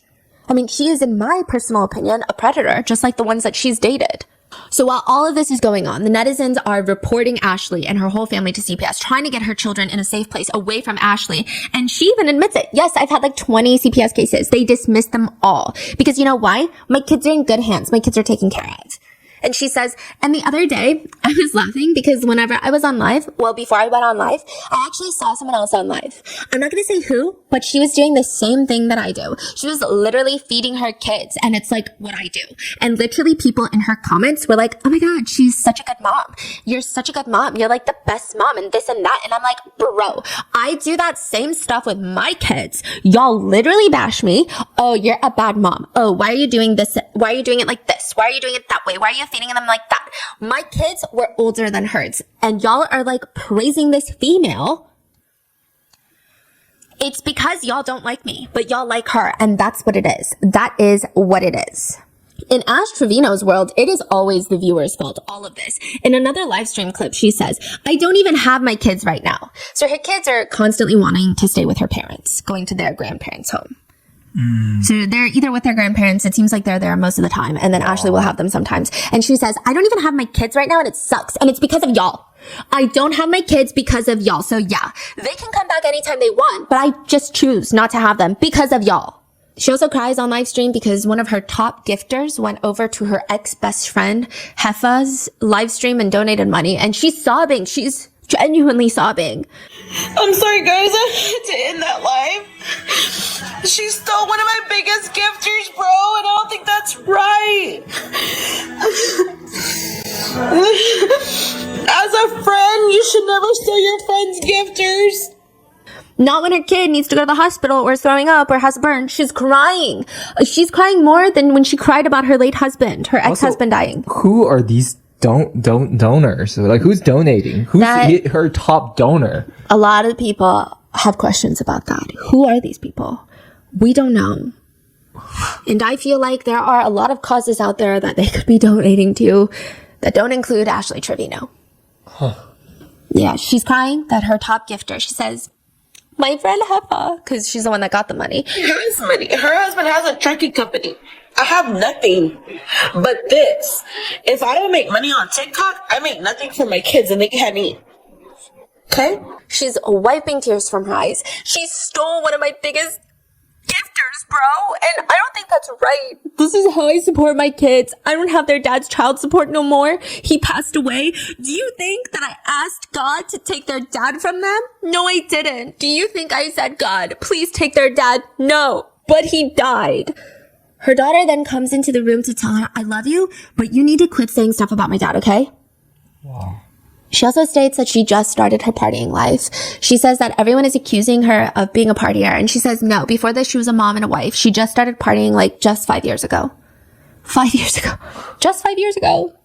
All of this comes to a tumultuous boil when Ashley Trevino decides to take her kids onto her very first podcast appearance. She is going to the Bop House, which is a content house for OF creators based in Miami, I believe. And Camille is going to interview them. She's a famous OF creator who also has her own controversies. She's the one that was viral for having her brother on the podcast and asking him about what it's like to have a sister who's on OF. Christian, tell him that it's not that bad having a sister that does. Oh, it's horrible. No, I couldn't even go on a field trip. Like, I got bullied so much, I couldn't even go on a field trip. Isn't that insane? And it was just a very, a lot of netizens felt bad for the brother, I guess. I don't know too much about Camille's lore, but Camille does not ease up on Ashley. She asks them, do you think TikTok changed y'all's life for the better or for the worse? Ashley responds, I can honestly say I've been blessed by TikTok because not only do I get paid with the battles, I get paid with the views. But if I could go back to my life before, where nobody knew who I was, I liked it. I only had like 50 to like 100 views in my lives. And now there's like thousands of people that watch me. So keep the money, take away the fame.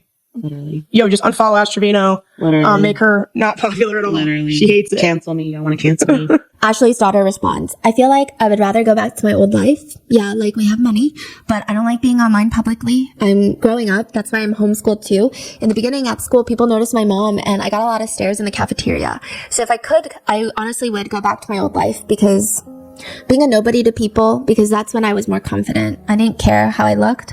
And now since I'm public, I care more about how I look and how I go out and stuff. In Camille's podcast, she says, so I always try to tell everybody that I'm always going to be the villain in their book. This is Ashley. She's saying, I'm always going to be the villain in everybody's book. She says, they've already got this persona that they have of me, and that's just who I am to them. I've raised my kids since they were born. This is a lie. She said in other live streams that her parents mainly watched her kids. She says, I've never left their side. Still to this day, I have never left their side. She claims on the podcast that after the father of her children has passed away in 2023, she accuses his family of coming out online to, quote, get clout. Yeah. What? She says that his family are trying to gain clout by bad-mouthing her on the internet. And it doesn't seem that way. It seems like they're just trying to get closure. And like, what are you doing? Stop talking about the girl's father. Like, you don't even, why are you doing this? Like, this is so messy. But she says, as soon as my name started going across the internet, they started coming out with certain stories. Oh, I'm the kid's dad's friend. I'm the cousin. I'm the aunt, whatever. Now they're trying to get the followers. They're trying to get this. They're trying to get that. But in reality, they weren't there for my kids like they should have been. Camille asks have there been instances where your mother has expressed feelings of jealousy towards you, and how has that affected your relationship with her? Her eldest daughter, H, responds, there's this video going around of my mom being jealous of me when I was little for having a better relationship with my dad than she did. And it just looks like Ashley is staring her child down while she's talking, where Camilla has to be like the one to remind her, I mean, girl, that's his kid. That's his whole kid, not you being jealous of a baby girl. Like there's nothing to be jealous of? Meanwhile, Ashley is biting the inside of her cheek, staring her daughter down. Her daughter continues, I mean, I am her daughter. They say I look like her, so there's nothing much different from us. I have more followers than her, so maybe that. No way. Yeah. Wow. Which Ashley then takes the mic to do her mom's speech, and it's something that she consistently does. I would like to say that Ashley is one of those people that is not a mom. She's not a good mom. Personally, that's my opinion, but she loves the idea of being a mom. She loves embodying the trauma and obstacles of being a mother and motherhood. She responds, I'm not jealous of her. I'm blessed to be able to give her the life that I've always wanted as a little girl. It just doesn't make sense. Even the romantic values that she's teaching her children. In the podcast, they briefly talk about Ashley's newest fling, a man named Max, one of her new boyfriends. And E, the younger daughter, mentions, oh yeah, Max is nice. I like him for now. He seems polite. So Camilla is asking, why is he polite? Like, why do you like him? And E explains that one time Max was calling her mom's phone. E picks up her mom's phone and tells him, hey, my mom's in the other room. And he just tells E, oh, well, could you have her call me back when she gets back in the room? And Camilla's so confused, like, that's it? That's the story? Just basic manners? What do you mean that's why you like him? And then Ashley explains previously Jesse, the one that, the prison boyfriend that she picked up from jail, had called Ashley before. E had picked up, and he flips out on Ashley, screaming at her, don't let your kids pick up the phone next time. He did not want to interact with the kids. Which, why would you stay with someone like that? Side note, later Ash Trevino goes on to live to say that, I just found out today that Max goes both ways. So it's like, bro. And she has this look that indicates yikes. Like, I just found out today that Max goes both ways. Like, yeah, so it's like, bro. First of all, I don't know how true that information is considering the source is Ash Trevino, but even if it is true, why is she grossed out? Being bisexual is normal. Being a heinous, neglectful mother is despicable. What kind of sick, twisted values are these? But Ashley states that she and Max are going to get married, because I guess this is before she let her homophobia run through, and that he has not in fact smelt her nunu because he is a Christian who is saving himself till marriage. Which all netizens and Camilla are questioning. This is not that that's abnormal or not okay, alright? But it just sounds like an excuse, and perhaps he's using her for money and clout. Because if he is a devout Christian, devout enough to abstain from premarital relations, why would he be interested in Ashley? Oh, he's in prison too, or? No. Oh. And the podcast just goes through a lot of Ashley's wild moments. Like, for example, Ashley just has some bizarre live stream moments.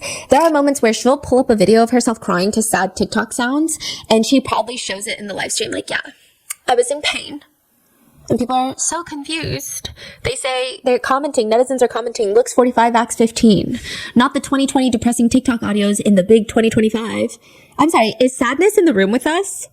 She also has a very unique way of flirting, like I said, that is constantly brought up and clipped and is viral all over TikTok. She also loves listening to sad songs. She'll stare off into the distance while playing Spotify and sad songs, trying to be the main character. Things that I did when I was 9 in the car while my mom was driving me to Barnes & Nobles. That's what she's doing at 36 years old on a TikTok live stream. She's sitting there listening to the song, Get You the Moon. You know the song? That's like, 'cause you are the reason I'm still hanging on. And it's like, if death was coming for you, I'd give my life for you. And the comments read, and who set this up? This music, I am dead.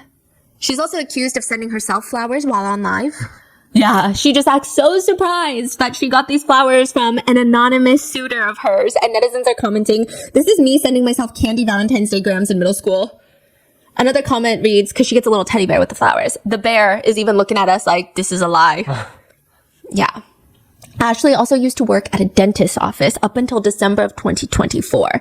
People didn't know that. People thought that she was a full-time TikToker for the longest time because she was talking about how she worked at a dentist's office. The practice was sold to new management that was going to come in, and some of the new managers were Indian American. He gave us an option to stay with the new owners or leave.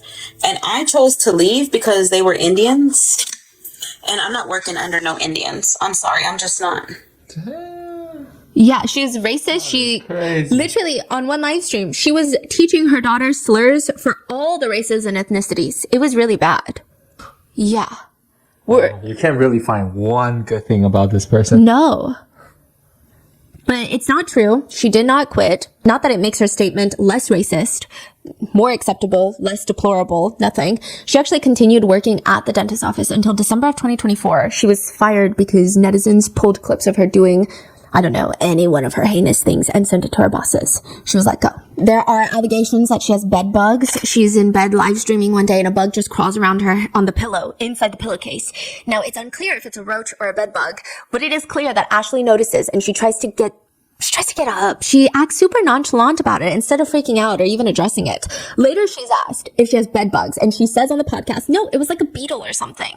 Again, what these people need to realize is I do live in a duplex. I have neighbors. So with that, whatever they have, it does transfer over. But I don't have like roaches or anything. No. She's asked, could there be potential bed bugs? No, I haven't found any. That was a beetle. But of course, people take one little thing, let it be a flea on your leg, and they're going to say it's something else. And again, that's why I'm moving. Because my landlord, I feel like for what I pay for there, I can literally find a place, a house somewhere. I want a 4-bedroom and 2.5 bath. I already have my mindset on what I want. Netizens disagree. They argue it does not look like a beetle, not even remotely. And it's just odd that instead of screaming or freaking out, because if you have the occasional bug, you start screaming and freaking out. But the fact that she just hides the bug from the camera and tries to play it off is very strange. In the interview with Camilla, as a joke, asks her if she's ever had a fake bag because there were rumors that her LV bags were fake. Ashley seems genuinely irked and she says, they literally think my Louis are fake. I can pull up the receipt right now if you want to see it. I can log into my Louis account right now. Oh, she got an account. I got a YSL account, Okay, Gucci, and Louis. She also talks about how at their age, Ashley, did not have a Gucci bag like her daughters. So she bought them a Gucci bag for hitting, I believe, 1 million subscribers or 1 million followers. You know what? I might have not had a Gucci bag, but I had their dad, okay? I think she's trying to say she didn't need a Gucci bag because she was in love and in a happy relationship. But that's really weird because why are you comparing that with your daughters? But it also feels so wrong because he recently passed away and the girls are clearly still grieving. It's a very bizarre thing to say. Yeah. Meanwhile, she states that some of her kids' friends are not allowed to come over anymore. This is in the podcast. She says because, quote, their parents don't feel comfortable because my address is leaked. Then why do you feel comfortable with your kids being there? Camilla asks Ashley straight up, so you don't feel any sort of guilt or sadness that they've lost friends because of it and they've expressed that? No, because it's not even for that reason, to be honest. I feel like some of their friends are jealous because of the life that they have. Camilla asks Ashley's children, do you think that maybe sometimes she can exploit situations to get views? I'm gonna be real. Yeah. Ashley disagrees. She says if anything, she wants to protect her kids. To which E brings up the time that Ashley asked for Galaxy donations if they want to know about her health conditions. And Ashley says, oh yeah, but that was like a while back though, and you weren't even in the hospital. E also goes on to state, quote, Honestly, sometimes I feel like it's weird for girls to go for younger guys, but like it's weird for my mom. She's 36 and she gets with people in their teens. Santos, he actually lied about his age. He said he was 22, but he's actually 19. Eventually, Camille sends the kids out of the room so that she can talk to Ashley alone. And she says, Santos was caught licking your haunted rose on live. What the f*** are you doing with that? And he licked your rose toy. Why did he do that? Because Santos is a freak. Santos sleeps with everybody. Did he sleep with you? Am I supposed to answer that? Yes. Truthfully? Yes. Truthfully. Yes. Did Santos sleep with you? Did you sleep with Santos, actually? So, yes, we have done stuff. Okay. Twice. Twice. 2 separate occasions. With a 19-year-old boy. I didn't know he was 19 at the time. So this is before you knew? Yes. Claimed before you. Literally. Like, we did it twice, and it was literally before Christmas, so. Side note, Santos addresses these allegations of being intimate with Ashley in a separate live, and he says, I never hit the Nunu. Ever, ever, ever. We said, I want Nunu. We made that word up joking around. I never did that. Like, you have to understand. I walked into her room one time, and the bean dip was right next to the rose toy, so I'm assuming she eats while she plays, and I don't like that. That's nasty. Like, bro. And like, every time I had to Febreze everywhere, I had to shove toilet paper in my nose. I would never, ever, ever get near that Nunu, ever. And that's on arrogant. He says that. That is crazy. That's his whole spiel. So Camille starts firing off the tough questions. If TikTok banned you tomorrow, how would you make money? What's your plan B? I have other socials that I'm working on right now, and I have other collabs coming up. Okay, care to leak the collab that you have coming up? A good one. It's a YouTube video, so just know that there's gonna be like 20 guys. No other crazy revelations happen in the podcast. It's just a mess. At one point, Camille, after H talks about how she doesn't like her mom's newest prison husband that she's actually divorcing, Noe Trevino, Camille says, y'all, to the girls, y'all just come live with us. Which H says, yes, please. But Ashley starts joking, well, now you have 2 new members. Ashley might have just been saying this without realizing the implication, but it's pretty bad. Camille is part of the Bop House, which, like I said, is a group of OF models that live in a house together to film content, 18 plus content. So Camille saying, come live with us, sounds very much like, I think we can take care of you better than your mom can. Just live with us, because that sounds miserable. Meanwhile, Ashley says, you have 2 new members, implies that they would be members of the Bop House, which is a content house for explicit creators, and it freaks Camille out. Like, she doesn't even know what to say. She's like, what did this lady just say? This is crazy. Yeah. Well, I have 2 new members. And probably the most explosive question in the entirety of the podcast is when Camille asks, question, do the kids have beds? H responds, well, I don't live with my mom. At your mom's house then, do you have a bed? No. I'm gonna zail you. I'm gonna give you money. I want a bed, 2 mattresses, 2 of them. I want a headboard and 2 nightstands. I'm gonna order that before you leave this house today. And I'm gonna insert the clip of the receipt here. And Ashley is explaining there's a whole story behind that. She's trying to explain that her mom was gonna go get the bed, but they didn't know the style of the bed and she couldn't go out in public. And Camilla's like, oh, cause you're just that bitch. And she's like, literally, no, like I really don't. Like if I go out, I'm gonna get noticed. And if I don't have my security guard, I'm not going anywhere. Later in the episode, Ashley still brags about how much money she makes and she starts giggling and Camilla says, and her kids still don't have a bed. So what's so funny, Ashley? She laughs even louder and she's like, nothing's that funny when your kids don't have a damn bed. I'll tell you that right now. Now, this podcast gets released, and within a few days, I think it's at like 7-8 million views. Ashley is pretty upset about this podcast. She alleges that Camille received like $60,000 for this podcast. I'm not sure where that allegation is coming from. I didn't see any embedded endorsements or anything of that sort. I don't know if she's implying that she made $60,000 off of ad revenue, which is kind of crazy.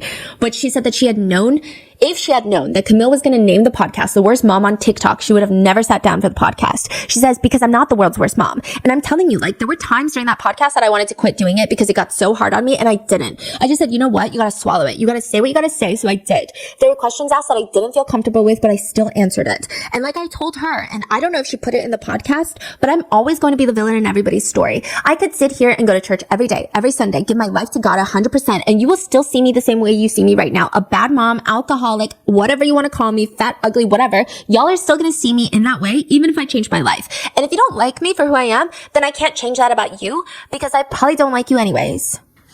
Ashley is very upset with Camille, but also with her viewers. She says, so for those of y'all that call CPS on me, remember, she's not in my custody right now. Why do you think she doesn't live with me right now? Y'all are going to get my parents in trouble. So when y'all want to call CPS, y'all think about that. It's not me getting in trouble. It's my parents. Do y'all think I only fight battles on TikTok? I fight them personally every day. As much as it hurts me, because I wish my baby lived with me, it's just not good right now. And that's our decision. Okay? She also says, and the irony just whooshes straight over her head. She says, but again, Camille and the Bop House, they do stuff for views. You gotta remember that. She's an influencer. She does stuff for the views because she gets paid off the views.